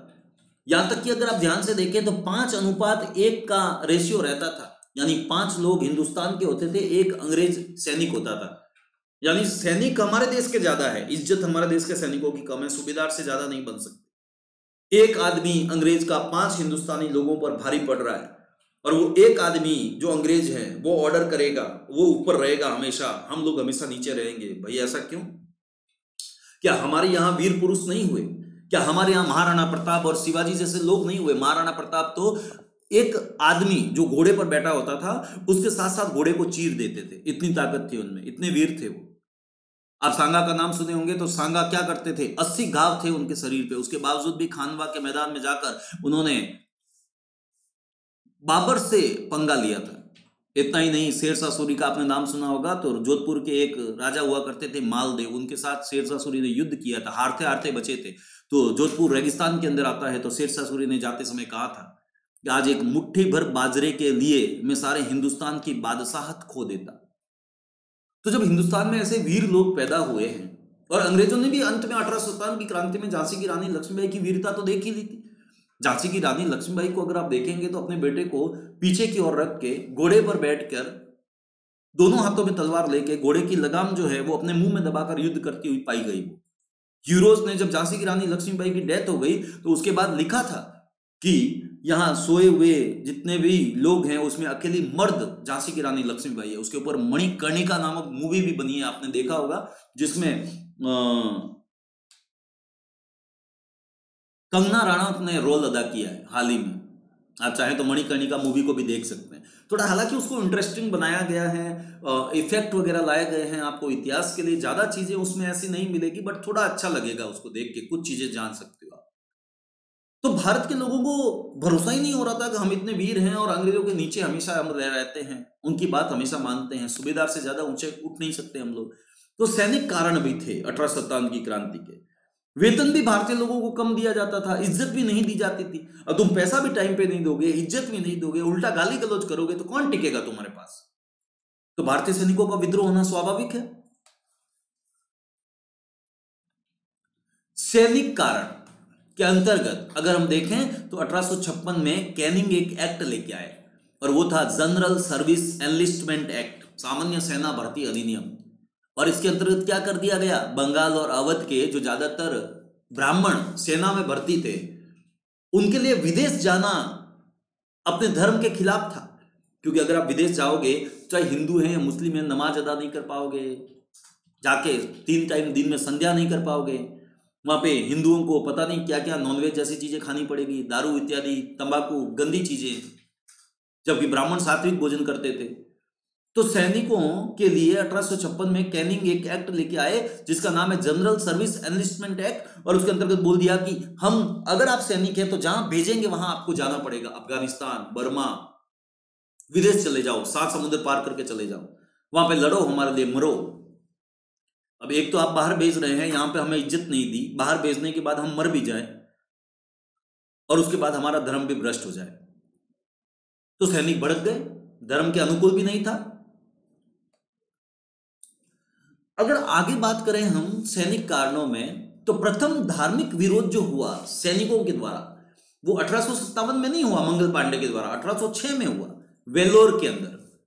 वेल्लोर में माथे पर तिलक लगाना, दाढ़ी रखना और पगड़ी धारण करना ये बंद कर दिया अंग्रेजों ने। वेल्लोर के सैनिकों के लिए कहा गया 1806 में भी माथे पर तिलक नहीं लगाओगे, ब्राह्मण नाराज हो गए, दाढ़ी नहीं रखोगे, मुसलमान नाराज हो गए, और पगड़ी, जिसे राजस्थानी भाषा में साफा कहते हैं, बिहार झारखंड की तरफ लोग गमछा जो टॉवेल होता है उसी को पगड़ी की तरफ बांध के चलते रहते हैं खेतों में। तो भारत में गर्मी ज्यादा पड़ती है, उष्णकटिबंधीय क्षेत्र आता है ज्यादातर, राजस्थान में तो वैसे भी थार का मरुस्थल है, तो सिर में गर्मी सीधी ना पड़े उसके लिए बांधने की प्रथा है सिर पे, और स्वाभिमान का प्रतीक है। पंजाब में भी पगड़ी बांधी जाती है। और जब अंग्रेजों ने बोला कि भाई पगड़ी नहीं बांधनी है, तो किसी को भी स्वाभिमान को न मानने देने के लिए अगर आप कहोगे तो बहुत बुरा लगेगा उन लोगों को। यही नहीं, आप दाढ़ी मत रखो, आप तिलक मत रखो, आप पगड़ी मत बांधो, आप क्या करो, चमड़े का एक हैट यानी एक टोपी लगाओ, ऐसा अंग्रेजों ने कहा, जो गाय या सुअर के चमड़े से बनी हुई थी। अब सैनिक और नाराज हो गए। एक तो हमारे स्वाभिमान का प्रतीक जो साफा है, जो पगड़ी है, जो गमछा है, अंगोछा है, उसको तुम पहनने नहीं दे रहे हो, सिर पे तिलक नहीं लगाने दे रहे हो, दाढ़ी नहीं रखने दे रहे हो, और एक उल्टा बोल रहे हो कि सुअर और गाय का जो चमड़ा है उससे बना हुआ टोपी पहनी। लोग भड़क गए। अब अगर हम बात करें 1824 में, तो बैरकपुर बंगाल के अंदर है, वहां के सिपाहियों ने समुद्र के मार्ग से बर्मा जाने से मना कर दिया कि भाई हम बर्मा नहीं जाएंगे, म्यांमार नहीं जाएंगे, क्योंकि हमारा धर्म भ्रष्ट हो जाता है। बंगाल में ज्यादातर बैरकपुर में ब्राह्मण थे आर्मी में। तो अंग्रेजों ने क्या किया, इन सब सिपाहियों को पकड़ के फांसी दे दी, जो 47वीं रेजिमेंट के थे। अंग्रेजों ने सोचा कि इससे बाकी लोगों को डर बैठेगा, बाकी लोगों को सीख मिलेगी, लेकिन बाकी लोगों को डर और सीख के साथ साथ विद्रोह की भी सीख मिली कि कितनी देर तक सहन करेंगे भाई, बहुत सहन करना बहुत हो गया। आप किसी आदमी को इतना भी मत डराइए कि डर खत्म हो जाए। तो फिर अंग्रेजों के लिए जो भारतीय सैनिकों में डर था, जब वो मारने लगे, हत्याएं करने लगे, ओछा बोलने लगे, तो उनका वो डर खत्म हो गया। 1857 की क्रांति का एक ये भी मेजर कारण रहा कि अंग्रेज जो हैं वो खिलाफ हो गए, सॉरी जो सैनिक हैं वो अंग्रेजों के खिलाफ हो गए। 1854 में डाकघर अधिनियम लाया अंग्रेजों के द्वारा, और उस डाकघर अधिनियम के अंतर्गत ये बोल दिया गया कि अगर भारतीय सैनिक अपने घरों में डाक भेजना चाहते हैं तो उन्हें पैसा पे करना पड़ेगा। डाक सुविधा समाप्त कर दी गई। अब भाई आप भेज रहे हो हमारे देश के सैनिकों को अफगानिस्तान के युद्ध में, आंग्ल अफगान वॉर जो हुआ था 1838 से 1842 में, उसमें आप भेज रहे हो बर्मा म्यांमार में, और वहां जाने के बाद उस समय टेलीफोन तो था नहीं, उस समय व्हाट्सएप फेसबुक तो था नहीं कि मैसेज कर देंगे, फोटो भेज देंगे, वीडियो भेज देंगे, लाइव जूम मीटिंग कर लेंगे। तो उस समय आप जो डाक टिकट से आना जाना था, लोगों का वार्तालाप होता था, सालों साल लोग घर नहीं आते थे, सैनिक घर नहीं आते थे, आएंगे नहीं आएंगे इसका भी कोई भरोसा नहीं था। और उन लोगों को आपने बोला कि आप जो है अपने घर पे चिट्ठी नहीं लिख सकते। बॉर्डर मूवी तो आपने देखा होगा, चिट्ठी की क्या महत्व होता था। वो चिट्ठी या कागज या खत का महत्व जो है वो पुराने जमाने के लोग समझ सकते हैं, आप नहीं समझ सकते, आप नए जमाने के हैं अगर तो, और वो भी आर्मी के लिए बहुत महत्व होता था। और जब अंग्रेजों ने भारतीय सैनिकों को कागज लिखने का, डाक सुविधा का अधिकार छीन लिया, तो एक तो तुम पैसा कम दे रहे हो, एक अधिकार छीन रहे हो, और उल्टा अगर भेजेंगे तो हमारे पैसे से भेजना पड़ेगा, तो सैनिकों का विद्रोह और भड़क गया। अब बात करते हैं तात्कालिक कारण। देखो होता क्या है प्यारे बच्चों कि जब भी कहीं पे विद्रोह होता है, जब भी कहीं पे क्रांति होती है, तो क्रांति के कई कारण होते हैं। आज किसी ने कुछ बोला, जैसे आपके घर में छोटा बच्चा है, मान लीजिए आप छोटे बच्चे को आप एप्पल खाने के लिए मना कर दो, आज चॉकलेट खाने के लिए मना कर दो, गुस्से में भरेगा वो, फिर बोलेगा चलो नॉर्मल है, चलो ठीक है। 5 दिन बाद उसको कालिया कालिया बोलो, नाम बिगाड़ो उसका। 2 महीने के बाद उसको किसी और स्कूल में जाना है और किसी स्कूल में भर्ती कर दो, और 6-7 महीने के बाद आप कोई और उसकी जिंदगी में बखेड़ा खड़ा कर दो, अब 6 महीने के बाद वो बच्चा भड़क जाएगा। यदि लंबे समय से वो बच्चा परेशान था, आपके खिलाफ विद्रोह की आग में जल रहा था, उसको एक मौके की तलाश थी और आपने उस ज्वालामुखी को भड़का दिया।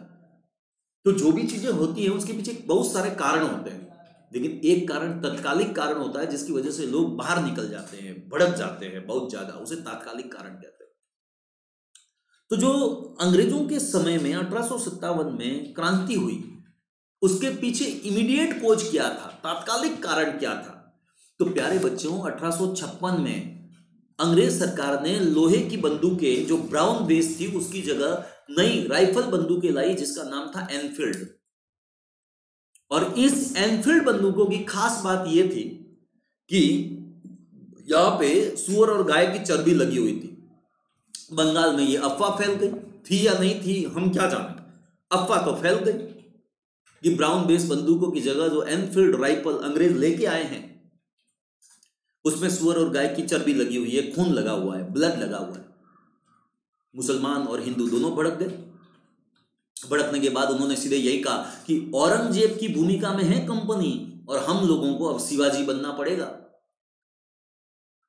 यानी औरंगजेब के खिलाफ जितनी नफरत थी लोगों में, उतनी नफरत कंपनी के खिलाफ पैदा हो गई जब उन्हें लगा कि भाई ये जो राइफल वाली कारतूस वाली राइफल लेके आए हो जिसमें एनफील्ड राइफल को चलाया जाता है, तो उसको तो मुंह से काटना पड़ेगा। और जब हम कारतूस को मुंह से काट के एनफील्ड राइफल में घुसाएंगे तो इसका मतलब है गाय और सूअर की चर्बी हमारे मुंह में जाएगी और हमारा तो धर्म भ्रष्ट हो जाएगा। तो पहले तुमने हमारे धर्म में संशोधन किए, हमको पतित किया, फिर तुमने हमें विदेश भेजा हमारे धर्म को भ्रष्ट करने के लिए। अगर हमने उस सारी बातों को नहीं माना तो तुम अब क्या कर रहे हो कि एनफील्ड राइफल लाके चर्बी वाले कारतूस से गाय और सूअर की चर्बी हमारे मुंह में डाल के हमारा धर्म भ्रष्ट कर रहे हो। यानी बहुत मेहनत तुम पहले कर चुके हो हमारे धर्म को भ्रष्ट करने के लिए, अब एक नई मेहनत तुम कर रहे हो। लोगों का भड़कना स्वाभाविक था, लोग भड़के भी। नेक्स्ट 1857 के विद्रोह के प्रमुख केंद्र और नेताओं के बारे में हम लोगों को पढ़ना है। मंगल पांडे ने कैसे विद्रोह किया उससे पहले। अब कभी कभी एग्जाम में पूछ लिया जाता है प्यारे बच्चों कि 1857 का जो विद्रोह था उसमें कौन प्रमुख विद्रोही नेता कहां से विद्रोह कर रहे थे और उसका दमन किसने किया था। सबसे पहले दिल्ली से अगर हम देखें तो बहादुर शाह जफर थे।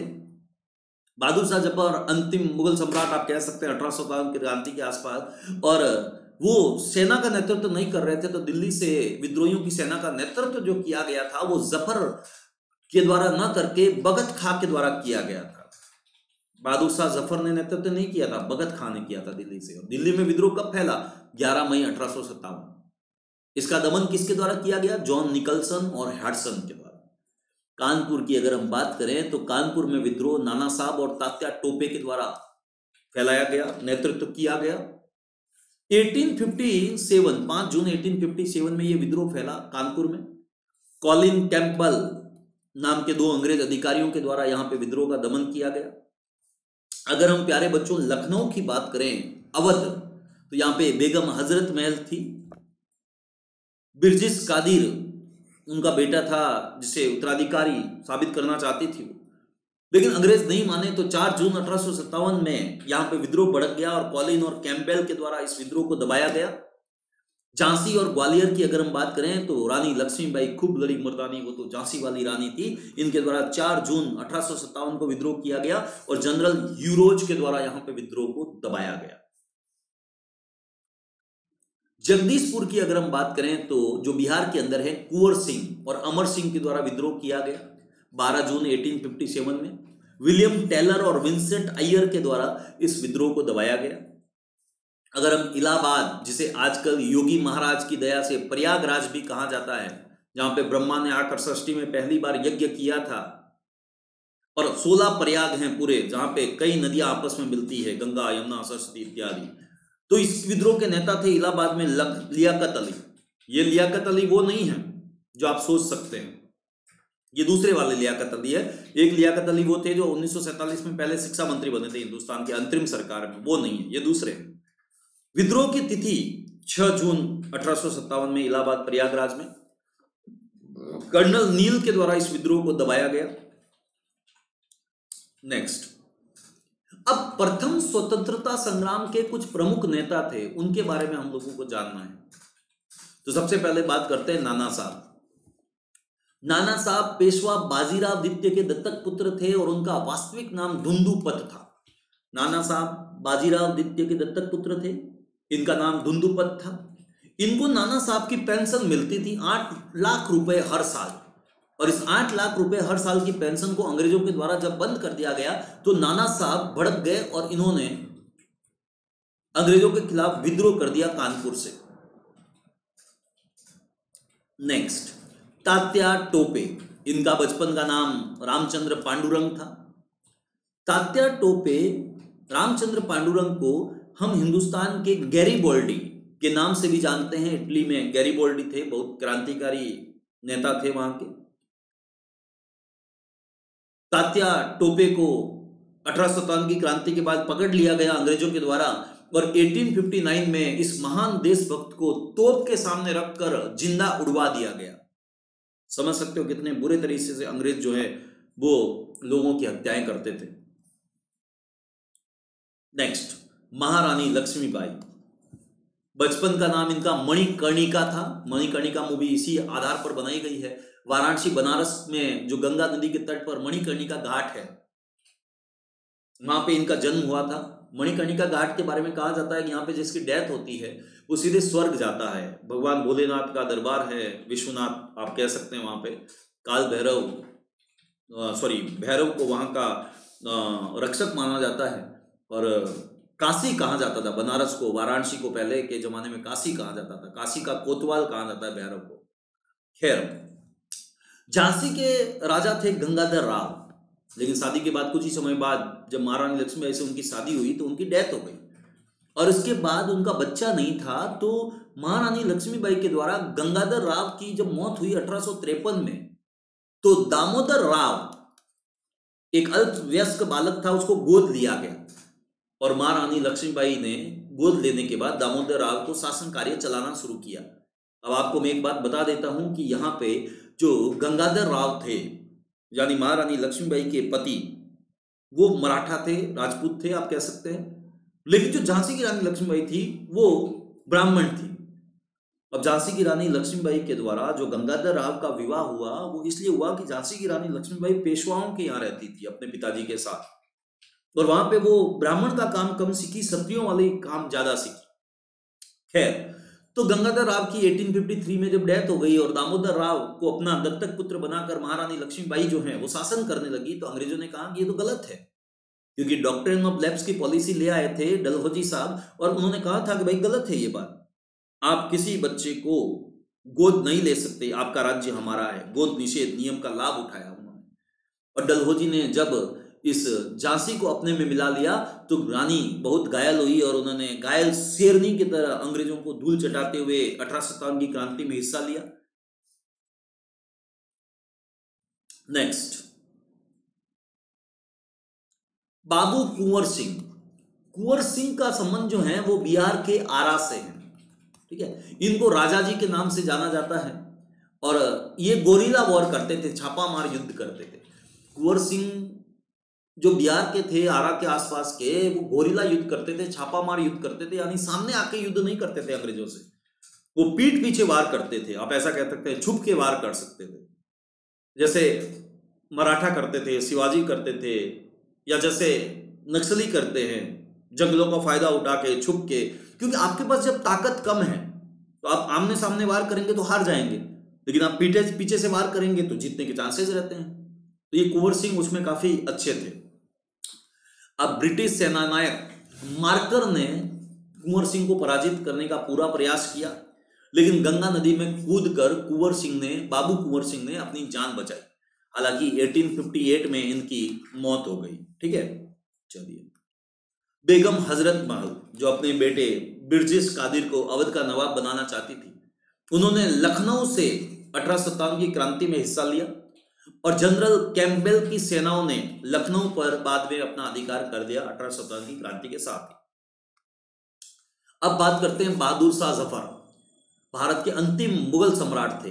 11 मई 1857 को मेरठ के क्रांतिकारियों के द्वारा बहादुर शाह जफर को क्रांति का नेतृत्व सौंपा गया। बहुत सारे लोग जो हैं 1857 की क्रांति की आड़ में दिल्ली पहुंच गए सैनिक, और दिल्ली पहुंचने के बाद बहादुर शाह जफर को कहा कि भाई आप राजा बन जाइए, हमारा नेतृत्व कीजिए। बहादुर शाह जफर उस समय बहुत बूढ़े थे, बुजुर्ग थे, और बहादुर शाह जफर ने कहा भाई इतना बुजुर्ग हूं मैं कि अपना काम खुद का नहीं कर पा रहा हूं, और तुम कह रहे हो क्रांति करो अंग्रेजों के खिलाफ। वो तो खुद मुझे बोल रहे हैं कि तुम राजा नहीं हो, सैनिकों ने उन्होंने सिक्के चलाने मेरे नाम पे बंद कर दिए, पदवी छीन ली, और मुझे बोल रहे हैं कि लाल किला छोड़ के इधर कुतुब मीनार की तरफ शिफ्ट हो जाओ, और तुम मुझे बोल रहे हो कि मैं अंग्रेजों के खिलाफ युद्ध करूं। क्या तुम्हें लगता है कि एक बुजुर्ग हाथों में इतनी ताकत रही है कि वो कैंपबेल और ह्यूरोज जैसे सेनापतियों का अब मुकाबला बुढ़ापे में कर पाएंगे? तो फिर अंग्रेज से क्रोधित जो सैनिक थे उन्होंने सीधे बहादुर शाह जफर को यही कहा कि भाई आप युद्ध मत कीजिए, लेकिन आप जब खड़े हो जाएंगे तो आपके नाम पे बहुत सारे लोग हमारे साथ जुड़ जाएंगे। क्योंकि उस समय भी बहुत सारे लोग जो हैं मुगलों को अपना राजा मानते थे, उनकी बड़ी इज्जत करते थे। तो बहादुर शाह जफर ने कहा कि जो करना है करो अब, और भगत खां को दिल्ली से सैनिकों का नेतृत्व सौंपा गया।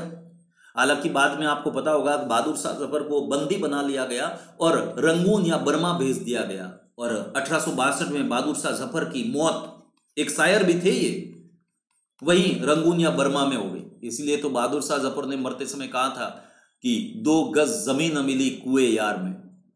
2 गज जमीन मिली कुएं यार में, यानी बहादुर शाह जफर थे हिंदुस्तान के नवाब, सुल्तान, राजा महाराजा होने के बावजूद उनकी मौत हुई दूसरे विदेशी देश बर्मा या रंगून में, और उनको हिंदुस्तान की जमीन भी नहीं मिली दफन होने के लिए। सोच सकते हो आप, ये भी उनकी किस्मत थी। लेकिन एक बड़ी इंटरेस्टिंग स्टोरी है प्यारे बच्चों यहां पे बहादुर शाह जफर को लेकर। बहादुर शाह जफर शायर थे, शेरो शायरी करते थे, और उनके साथ रहते हुए अंग्रेज भी कुछ कुछ उर्दू सीख गए थे।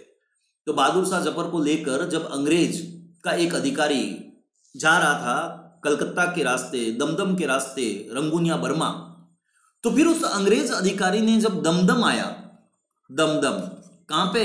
कलकत्ता में, बंगाल के अंदर। दमदम एयरपोर्ट का नाम तो आपने सुना होगा। यहां पे पहले मुगलों का शस्त्रागार हुआ करता था, जहां पे मुगल अपने गोला बारूद इत्यादि रखते थे।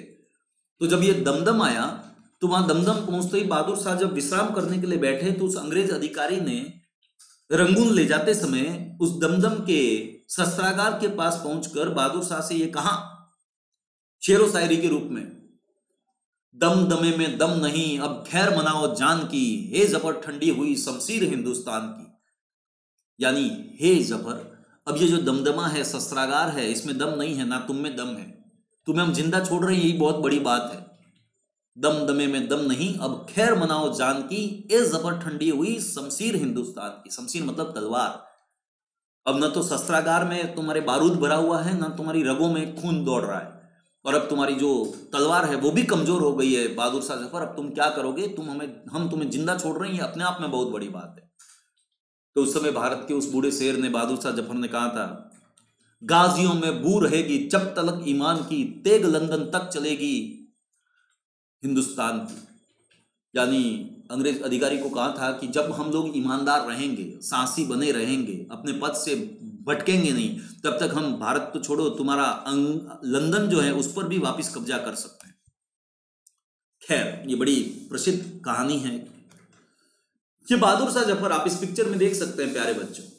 आप देखिए, हिंदुस्तान के किंग, हिंदुस्तान के राजा, ये बहादुर शाह जफर इतने बुजुर्ग थे, और इतने बुजुर्ग राजा को, बुजुर्ग भी थे, राजा भी थे, मानवता को दरकिनार करते हुए कैसे ये आदमी पकड़ के, कैसे ये लोग पकड़ के अंग्रेज लोग ले जा रहे हैं। देखिए कैसे अकड़ में खड़ा है ये, कैसे बहादुर शाह जफर को ले जा रहा है। खैर, अब बात करते हैं बेगम जिन्नत महल की। बेगम जिन्नत महल जो थी वो एक साहसी महिला थी, और 1857 की क्रांति में इन्होंने भी हिस्सा लिया था अंग्रेजों के खिलाफ। नेक्स्ट, मंगल पांडे।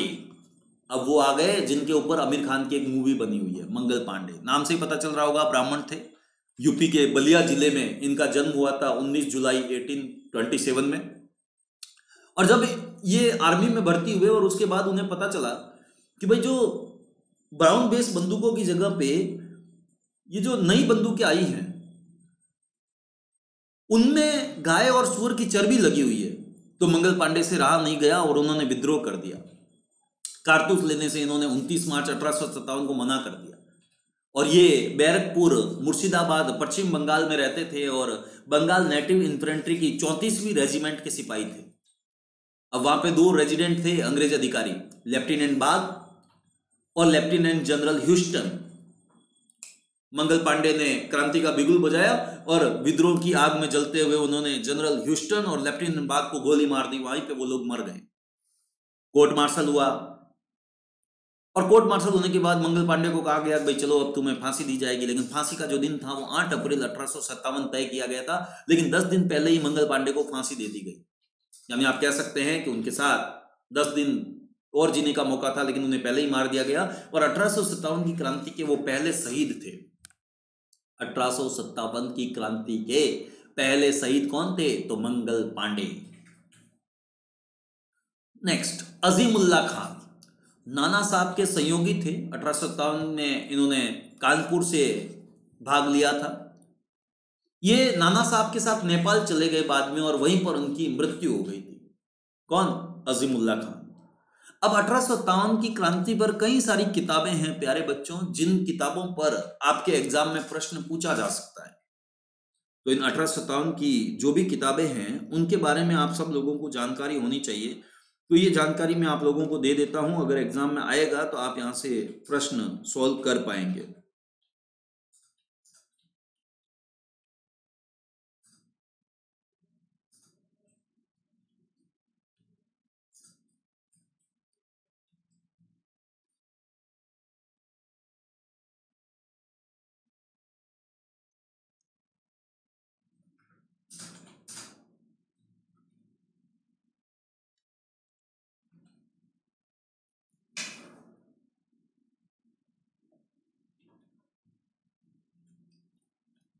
पुस्तक क्या है? तो पहली पुस्तक का नाम है first war of independence, Vinayak Damodar Savarkar के द्वारा लिखी गई। दूसरी पुस्तक the great rebellion, Ashok Mehta के द्वारा लिखी गई। Sepoy mutiny and the revolt of 1857, R C Majumdar के द्वारा लिखी गई। और 1857 एस.एन. सेन के द्वारा लिखी गई। यहां पे प्यारे बच्चों आपको नहीं पता है तो मैं बता देता हूं, एस.एन. सेन ही वो व्यक्ति थे जिन्हें सरकारी इतिहासकार बनाया गया 1857 की क्रांति का। सरकारी इतिहासकार 1857 की क्रांति का, यानी सरकार ने जब इतिहास लिखने के लिए बोला कि भाई इतिहास लिखिए 1857 की क्रांति का, तो उसके इतिहासकार कौन थे? एस.एन. सेन, जिन्होंने अपनी प्रसिद्ध पुस्तक लिखी 1857। Rebellion 1857 PC. जोशी की पुस्तक है।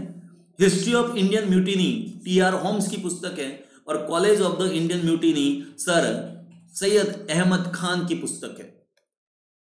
अब बात करते हैं 1857 की क्रांति के प्रतीक। तो 1857 की क्रांति के लिए जो सिंबल थे वो थे कमल, लोटस एंड रोटी, ब्रेड, लोटस एंड ब्रेड। इनको 1857 की क्रांति का प्रतीक बनाया गया था। और जहां जहां कमल और रोटी पहुंचती थी, लोगों को पता चल जाता था कि हमें क्रांति करनी है। समझ रहे हैं आप लोग? क्रांति की डेट जो है वो एक्चुअल में 31 मई तय की गई थी 1857। लेकिन एक समस्या ये भी थी, क्रांति 10 मई 1857 को ही भड़क गई। इसके पीछे कई कारण थे, खासकर ज्यादा उत्साह में आकर मंगल पांडे इत्यादि सारे लोगों को सूचना नहीं थी, उन्होंने जोश जोश में आके अंग्रेजों के खिलाफ क्रांति का हल्ला बोल दिया। खैर, अब प्यारे बच्चों हम बात करते हैं कि क्रांति के समय ऐसी कौन सी रियासतें थी जो अंग्रेजों के खिलाफ थी और ऐसी कौन सी रियासतें थी जो अंग्रेजों के साथ थी। यानी क्रांति में किन किन भारतीय रियासतों ने हिस्सा लिया। तो ये ऊपर वाली जो रियासतें आप देख रहे हैं, इन्होंने क्रांति में हिस्सा लिया, यानी 1857 की क्रांति में शामिल थी। जज्जर, दादरी, फरुखनगर, बहादुरगढ़, अमजोरा, सागढ़, बियार, रादोगढ़, सिंहभूम, नरगुंड, सोरापुर। और अंग्रेजों की मददगार कौन सी रियासतें थी जिसने हिस्सा नहीं लिया 1857 की क्रांति में? ये नीचे वाली, इन्होंने कोई हिस्सा नहीं लिया, जैसे कश्मीर, कपूरथला, पटियाला, सिरमौर, बीकानेर, जयपुर, अलवर, भरतपुर, रामपुर, नेपाल, सिरोही, मेवाड़, बूंदी, ओरा, बिजनौर, अजयगढ़, रीवा, उदयपुर, क्योंझर और हैदराबाद। नेक्स्ट, अब बात करते हैं कि विद्रोह की प्रकृति को लेकर जो इतिहासकार हैं उनका क्या मानना था। यानी कोई भी विद्रोह होता है तो उसकी प्रकृति होती है, नेचर होता है उस विद्रोह का। इसके ऊपर आईएएस में कई बार, मेंस में प्रश्न पूछे गए हैं, प्री में भी प्रश्न पूछे गए हैं। तो विद्रोह के ऊपर सर जॉन लॉरेंस और सिले का मानना था कि एक सिपाही विद्रोह है। लॉरेंस ने कहा यह विद्रोही, यदि विद्रोहियों में कोई भी एक नेता होता तो हम सदैव के लिए हार जाते। सारे सैनिक थे, नेता कोई नहीं था, अपने मर्जी से लड़े जा रहे थे सब, ऐसा जॉन लॉरेंस का मानना है। सीले कहते हैं कि यदि विद्रोह पूर्णतया देशभक्ति रहित था, यह विद्रोह पूर्णतया देशभक्ति रहित स्वार्थपूर्ण सैनिक विद्रोह था, जिसका कोई नेतृत्व नहीं था और न ही कोई जन समर्थन प्राप्त था। यानी अंग्रेजों ने इसे सैनिक विद्रोह कहा, क्योंकि अगर अंग्रेज पूरी दुनिया के सामने ये कहते हैं कि भारत के सारे लोग हमारे खिलाफ हो गए हैं, तो उनकी बड़ी बेइज्जती होती। उन्हें हो सकता है कि दुनिया के बाकी लोग बोलते भाई छोड़ दो, क्यों परेशान कर रहे हो उन्हें। लेकिन एक्चुअल में जॉन सिले, लॉरेंस इत्यादि जैसे अंग्रेजों ने बोला भाई ये सिपाही विद्रोह था, हमने चीजें मैनेज कर ली, अब डरने घबराने की कोई जरूरत नहीं है, स्थिति तनावपूर्ण लेकिन नियंत्रण में है। बेंजामिन डिज़रेली ब्रिटिश प्राइम मिनिस्टर भी बने बाद में, इन्होंने कहा 1857 का विद्रोह एक राष्ट्रीय विद्रोह था।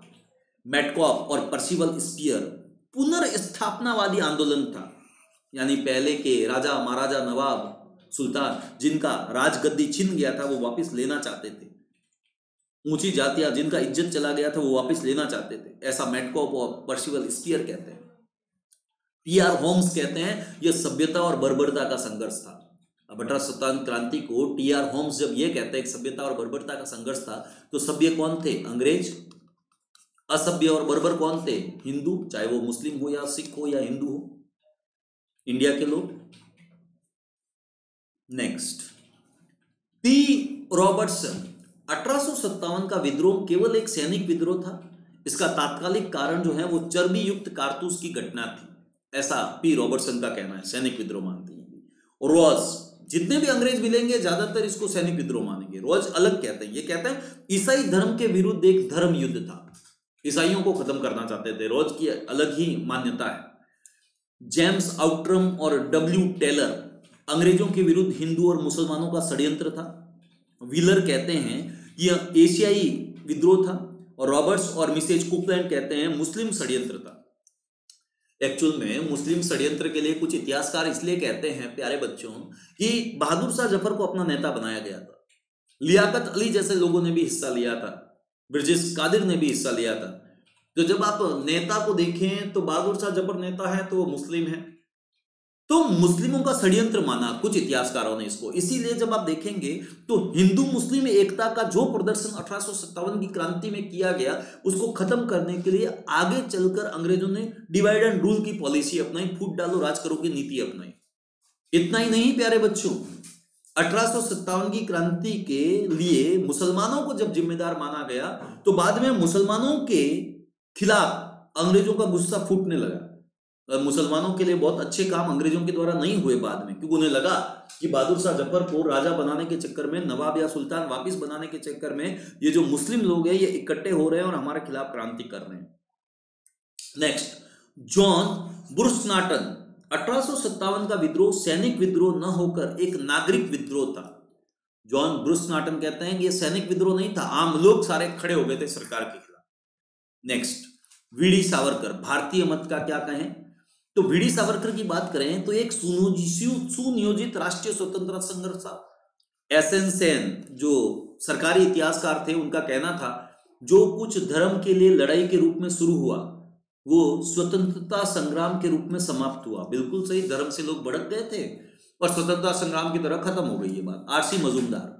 तथाकथित प्रथम राष्ट्रीय संग्राम न तो पहला था क्योंकि सारा राष्ट्र शामिल नहीं था, ना ही राष्ट्रीय था क्योंकि उस समय राष्ट्रीयता की भावना का विकास नहीं हुआ था, और ना ही स्वतंत्रता संग्राम था क्योंकि लोग अंग्रेजों से स्वतंत्र होना नहीं चाहते थे, उनसे जो अंग्रेजों ने अधिकार छीन लिए थे उसे वापस लेना चाहते थे। नेक्स्ट, अशोक मेहता। 1857 के विद्रोह का स्वरूप राष्ट्रीय था। विपिन चंद्रा जिनकी पुस्तकें आप पढ़ते हैं, फ्रीडम स्ट्रगल इत्यादि, आजादी के बाद का भारत इत्यादि। 1857 का विद्रोह विदेशी शासन से राष्ट्र को मुक्त कराने का देशभक्तिपूर्ण प्रयास था, ऐसा विपिन चंद्रा का मानना है, भारतीय इतिहासकार का। मैं इस बात को लेकर विपिन चंद्रा जी से पर्सनली सहमत नहीं हूं। इसलिए सहमत नहीं हूं कि उस समय 562 देशी रियासतों से अधिक रियासतों में आप देशभक्ति को ढूंढ रहे हैं तो बड़ी अजीब बात है, क्योंकि झांसी की रानी अपनी झांसी को लेकर परेशान थी तो नाना साहब अपनी पेंशन को लेकर दुविधा में थे।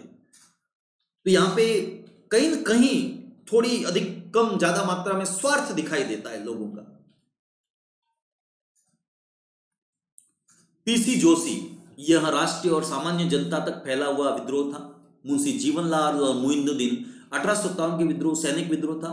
दुर्गादास बंदोपाध्याय। 1857 का विद्रोह सिपाही विद्रोह नहीं अपितु स्वतंत्रता प्राप्ति के निमित्त भारतीय जनता का संगठित प्रयास था। जवाहरलाल नेहरू का भी यही मानना है, सैयद अहमद खान का भी यही मानना था। खैर, ये सारी चीजें तो हम कर चुके हैं, कहां से कौन लड़ा था, लेकिन फिर भी एक बार मैं बता देता हूं बोल के, आपको कुछ एक्स्ट्रा बात आपको शायद पता चल जाए। अगर हम दिल्ली की बात करें तो विद्रोह का केंद्र जो दिल्ली रहा उसमें बहादुर शाह जफर, बहादुर शाह आदित्य ने हिस्सा लिया, नेतृत्व करता थे पूरे देश में। ये जफर के अलावा बगत खां को सेनापति बनाया गया सैनिकों का, और जिन्नत महल, मिर्जा गालिब ऐसे शायर थे जिन्होंने इस विद्रोह को अपनी नजर से देखा। मिर्जा गालिब, इसको नहीं भूलना है आपको।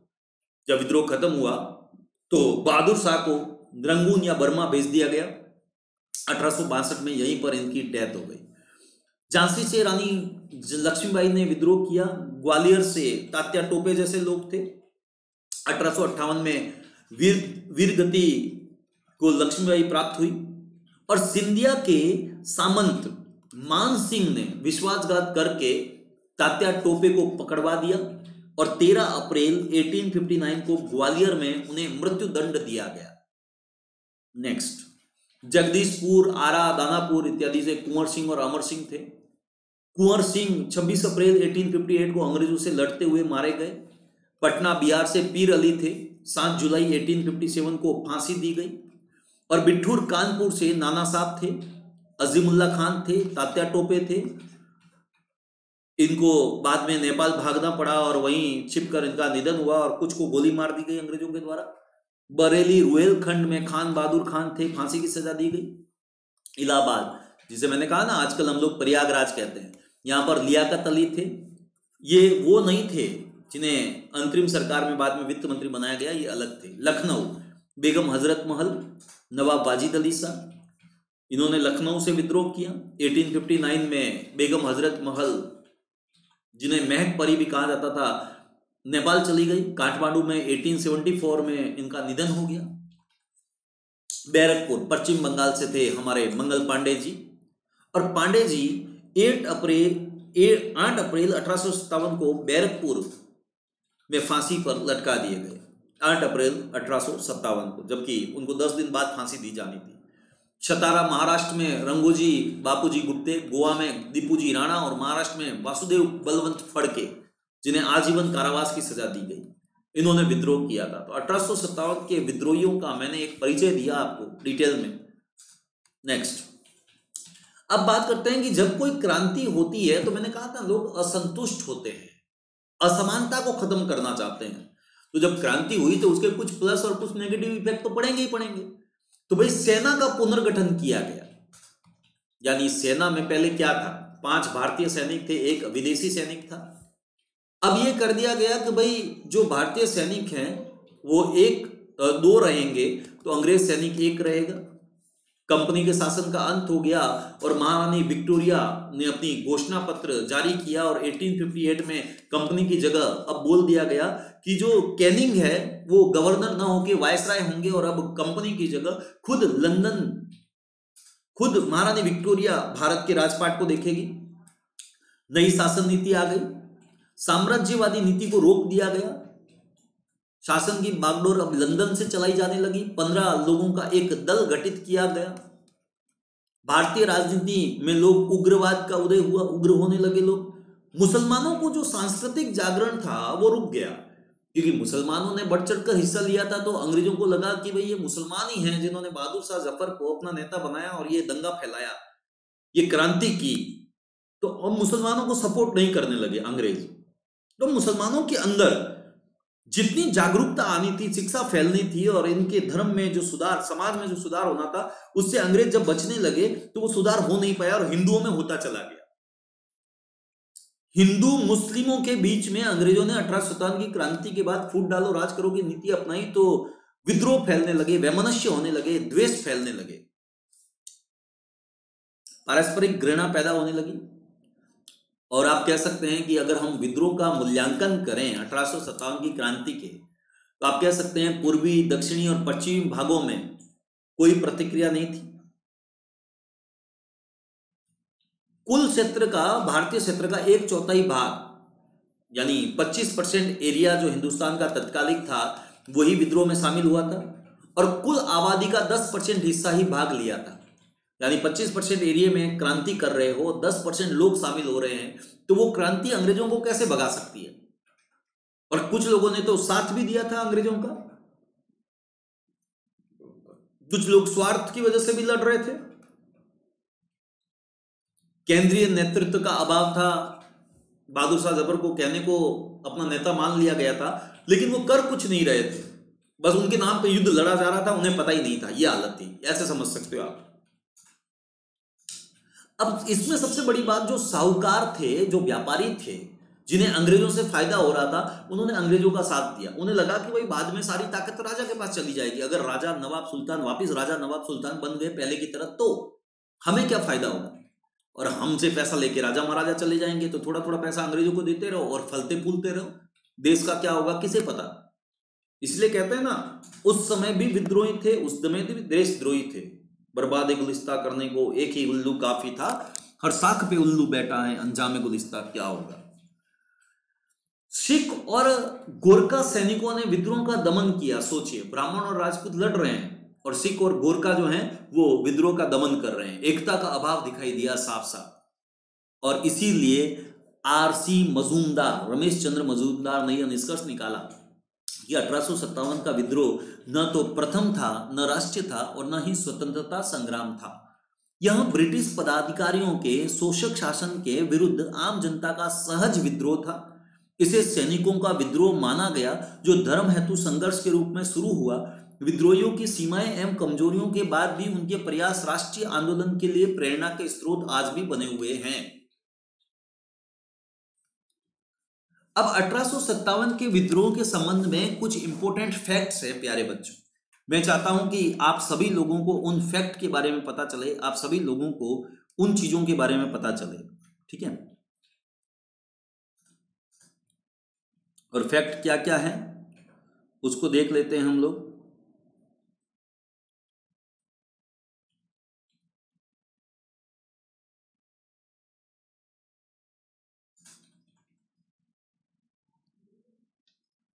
पहला फैक्ट, बहुत सारे फैक्ट हैं ऐसे।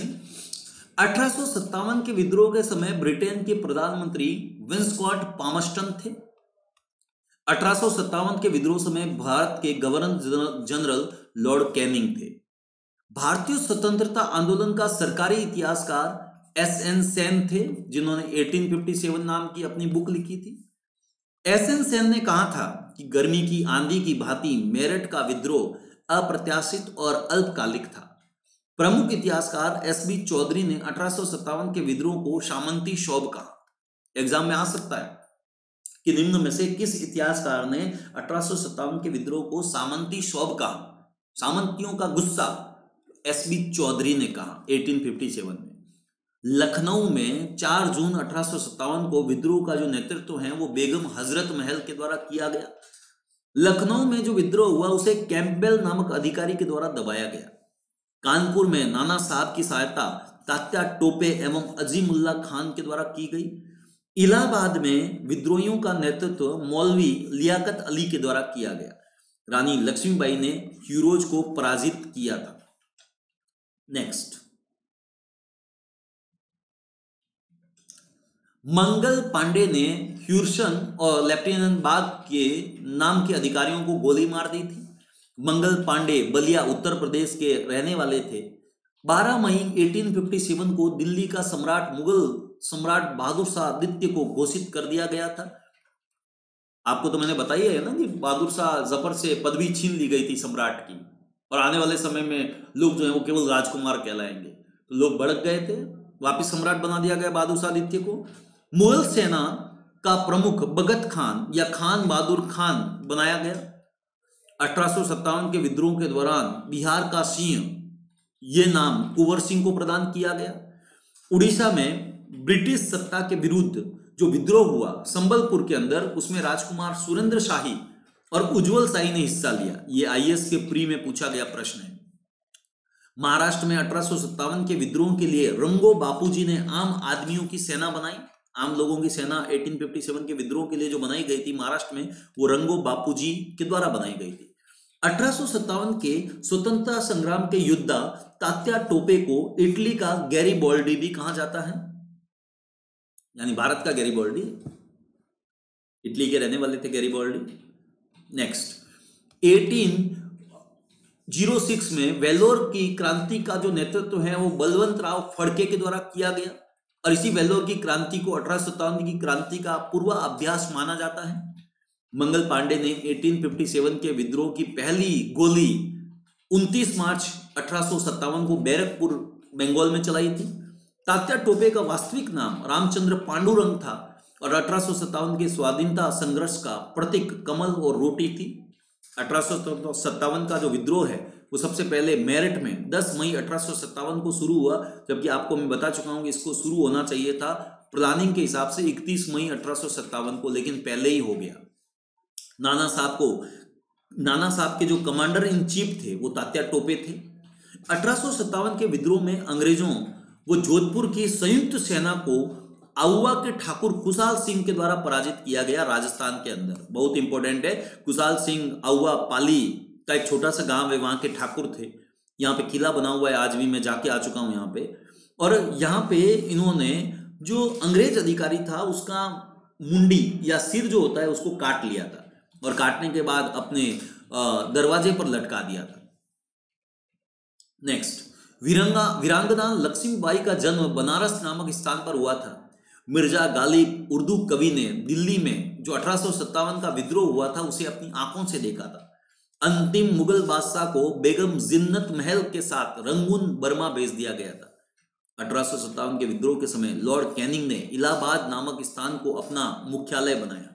अब एग्जाम में पूछा जा सकता है कि भाई 1857 की क्रांति के समय अंग्रेजों का हेडक्वार्टर कहां था, किस के द्वारा बनाया गया था। तो लॉर्ड कैनिंग थे उस समय वायसराय भारत के, और उनके द्वारा जो 1857 की क्रांति के समय अंग्रेज मुख्यालय बनाया गया था वो इलाहाबाद को बनाया गया था, जिसे आजकल हम लोग प्रयागराज कहते हैं। 1857 के विद्रोह के नाना साहब वह नेता थे जिन्होंने विद्रोह के दौरान फ्रांस के नेपोलियन थर्ड को 3 लेटर भेजे। यानी हम अपने देश में ही लोगों से मदद नहीं मांग रहे थे अंग्रेजों को भगाने के लिए, हम लोग विदेशों से भी पत्राचार कर रहे थे। और नाना साहब तो इतना आगे बढ़ गए कि उन्होंने फ्रांस के नेपोलियन थर्ड को 3 लेटर भेजे कि हमारी मदद करो अंग्रेजों को यहां से हटाने के लिए। कानपुर से एक नाचने वाली नर्तकी अजीजन बाई ने भी 1857 की क्रांति में हिस्सा लिया था। बहुत इंपॉर्टेंट है, दोनों बातें एग्जाम में पूछी गई और पूछी जाएगी। 1857 के संघर्ष में भाग लेने वाले अवध के सिपाहियों की संख्या सबसे ज्यादा थी। नेक्स्ट, मुगल सम्राट बहादुर शाह को लॉर्ड एलनबरो गवर्नर जनरल ने भेंट देनी बंद कर दी, वह सिक्कों से उसका नाम हटा दिया था। मुगल शासक को सम्राट की उपाधि से लॉर्ड कैनिंग ने वंचित किया था। 1854 को डाक अधिनियम डलहौजी के द्वारा जो पारित हुआ था उसमें सैनिकों को दी जाने वाली निःशुल्क डाक सुविधा को खत्म कर दिया गया था। भारत पर हमारे अधिकार का अंतिम उद्देश्य देश को ईसाई बनाना है, ये बात मेजर एडवर्ड के द्वारा कही गई थी। भारतीय सैनिकों को भाड़े का सैनिक चार्ल्स नेपियर के द्वारा कहा गया था।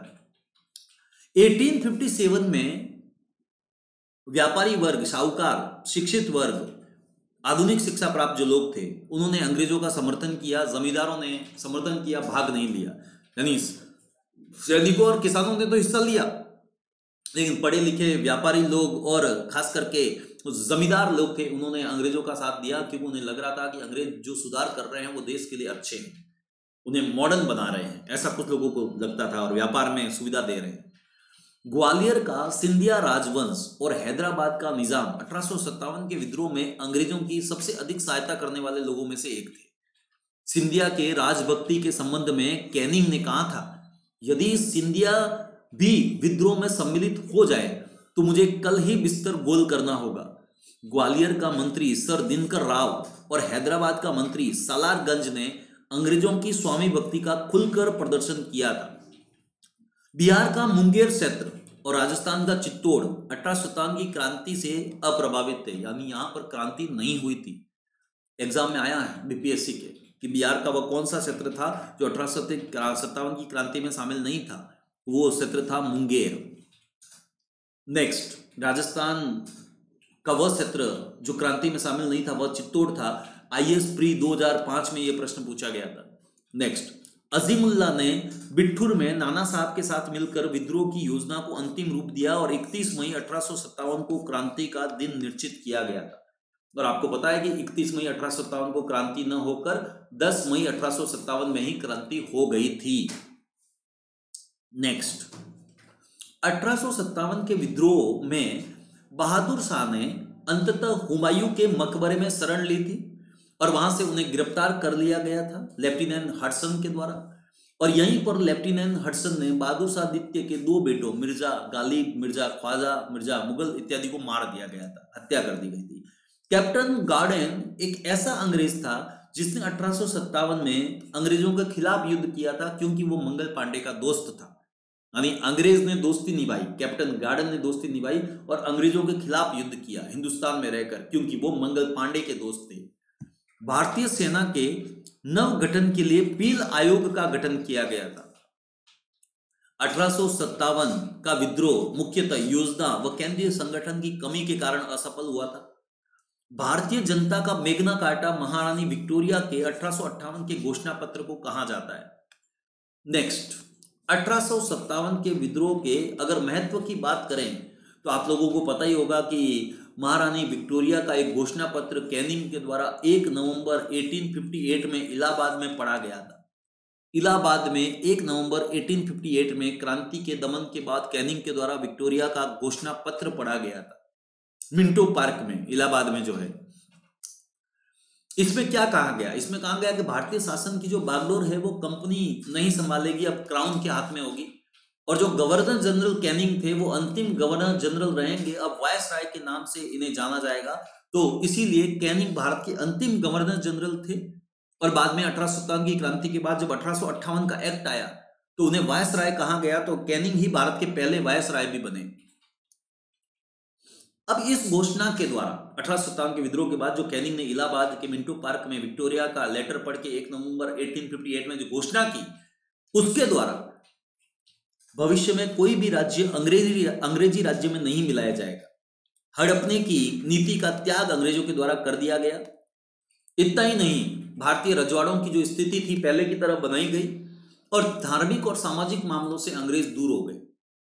यूरोपीय और भारतीय सैनिकों का अनुपात भी 2:1 कर दिया गया। 2 भारतीय सैनिक, 1 यूरोपीय सैनिक। पहले 5 भारतीय सैनिक थे, 1 यूरोपियन सैनिक था। इस प्रकार से भारतीय सैनिकों की संख्या 2,38,000 जो पहले थी वो घटकर 1,40,000 हो गई। अब पहले अवध के पंडित ज्यादा थे, अब पंजाबी सिखों और गोरखों को आर्मी में ज्यादा जगह दी गई। 1857 के विद्रोह का क्या महत्व था, ठीक है, तो एक 15 सदस्यों की एक टीम बनाई गई शासन को चलाने के लिए। मुसलमानों के खिलाफ अंग्रेज घृणा करने लगे, नफरत करने लगे।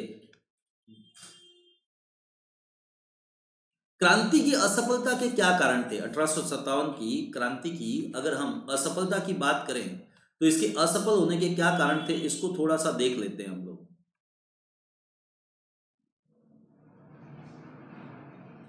योग्य नेतृत्व नहीं था। 31 मई की जगह पे क्रांति को 10 मई शुरू किया गया, समय से पहले। एक निश्चित उद्देश्य नहीं था। झांसी की रानी लक्ष्मीबाई को झांसी चाहिए था, तो नाना साहब को पेंशन की दरकार थी। किसी को, अंग्रेजों को खदेड़ कर बाहर भगाने की जल्दबाजी नहीं थी। सीमित साधन थे। हमारे यहाँ के लोग लड़ रहे थे बर्छी, ढाल, कृपाण, तलवार इत्यादि से, और अंग्रेज लड़ रहे थे नवीन राइफल से। जन समर्थन का इतना प्रबल सपोर्ट नहीं था। शिक्षित वर्ग ने हिस्सा नहीं लिया, व्यापारी और जमींदार ने हिस्सा नहीं लिया, कृषक वर्ग भी ज्यादा शामिल नहीं हुआ सैनिकों को छोड़कर। अब अगर हिंदुस्तान में नेतृत्व नहीं था और अंग्रेजों के बाद बहुत अच्छा नेतृत्व था, Neill, Outram, Lawrence, Hugh Rose, Havelock, Nicholson, Campbell, ये वो सेनापति थे जो विदेशों में कई युद्ध लड़ चुके थे। एक तो अनुभवी व्यक्ति युद्ध करेगा, एक नौसिखिया युद्ध करेगा, दोनों में अंतर होगा। विद्रोह के पीछे कोई रचनात्मक विचार नहीं था, बस भड़क गया और शामिल उसको विद्रोह को खत्म कर दिया गया, बस। चलिए प्यारे बच्चों, लास्ट में जैसा कि आप लोग जानते हैं कुछ इंपॉर्टेंट टॉपिक्स हम लोग डिस्कस करने वाले हैं। अब ये इंपॉर्टेंट टॉपिक्स क्या है, इंपॉर्टेंट फैक्ट क्या है? तो टेलीविजन का आविष्कार किसने किया? जॉन लेगी बायर्ड ने। भारत की पहली महिला शासिका कौन थी सल्तनत काल में? रजिया सुल्तान। मछली किसकी सहायता से सांस लेती है? गलफड़ों की। इंकलाब जिंदाबाद का नारा किसने दिया? भगत सिंह ने। जलियांवाला बाग हत्याकांड कब और कहां हुआ था? 1919 अमृतसर में। 1939 में कांग्रेस छोड़ने के बाद सुभाष चंद्र बोस ने किस दल की स्थापना की? फॉरवर्ड ब्लॉक की। पंजाब केसरी किसे कहा जाता है? लाला लाजपत राय को। सैंडर्स की हत्या किसके द्वारा की गई? भगत सिंह के द्वारा। 1857 के विद्रोह में किसने अपना बलिदान सबसे पहले दिया? मंगल पांडे ने। भारत की पहली महिला राज्यपाल कौन थी? सरोजनी नायडू। माउंट एवरेस्ट पर 2 बार चढ़ने वाली पहली महिला कौन थी? संतोष यादव। ब्रह्म समाज की स्थापना राजा राम मोहन राय। स्वामी दयानंद सरस्वती का मूल नाम मूल शंकर। वेदों की ओर लौटो, दयानंद सरस्वती ने कहा। रामकृष्ण मिशन की स्थापना स्वामी विवेकानंद के द्वारा की गई। तो चलिए, आज हमने बहुत सारी पढ़ाई की, बहुत सारा स्टार्टिंग में मोटिवेट भी किया मैंने आप लोगों को। 1857 की क्रांति का दायां बायां ऊपर नीचे सब मैंने पढ़ा दिया, और कुछ 15 इंपॉर्टेंट फैक्ट जैसा कि मैं रोज आजकल देता हूं वैसे आपको दे दिया। अगर अभी तक आपने अनअकैडमी सब्सक्रिप्शन नहीं लिया है तो मेरा कोड त्रिवेदी1 यूज करके ले सकते हैं। आज के लिए इतना ही। Thank you very much. आप सब लोगों से मिलकर बात करके अच्छा लगा। धन्यवाद।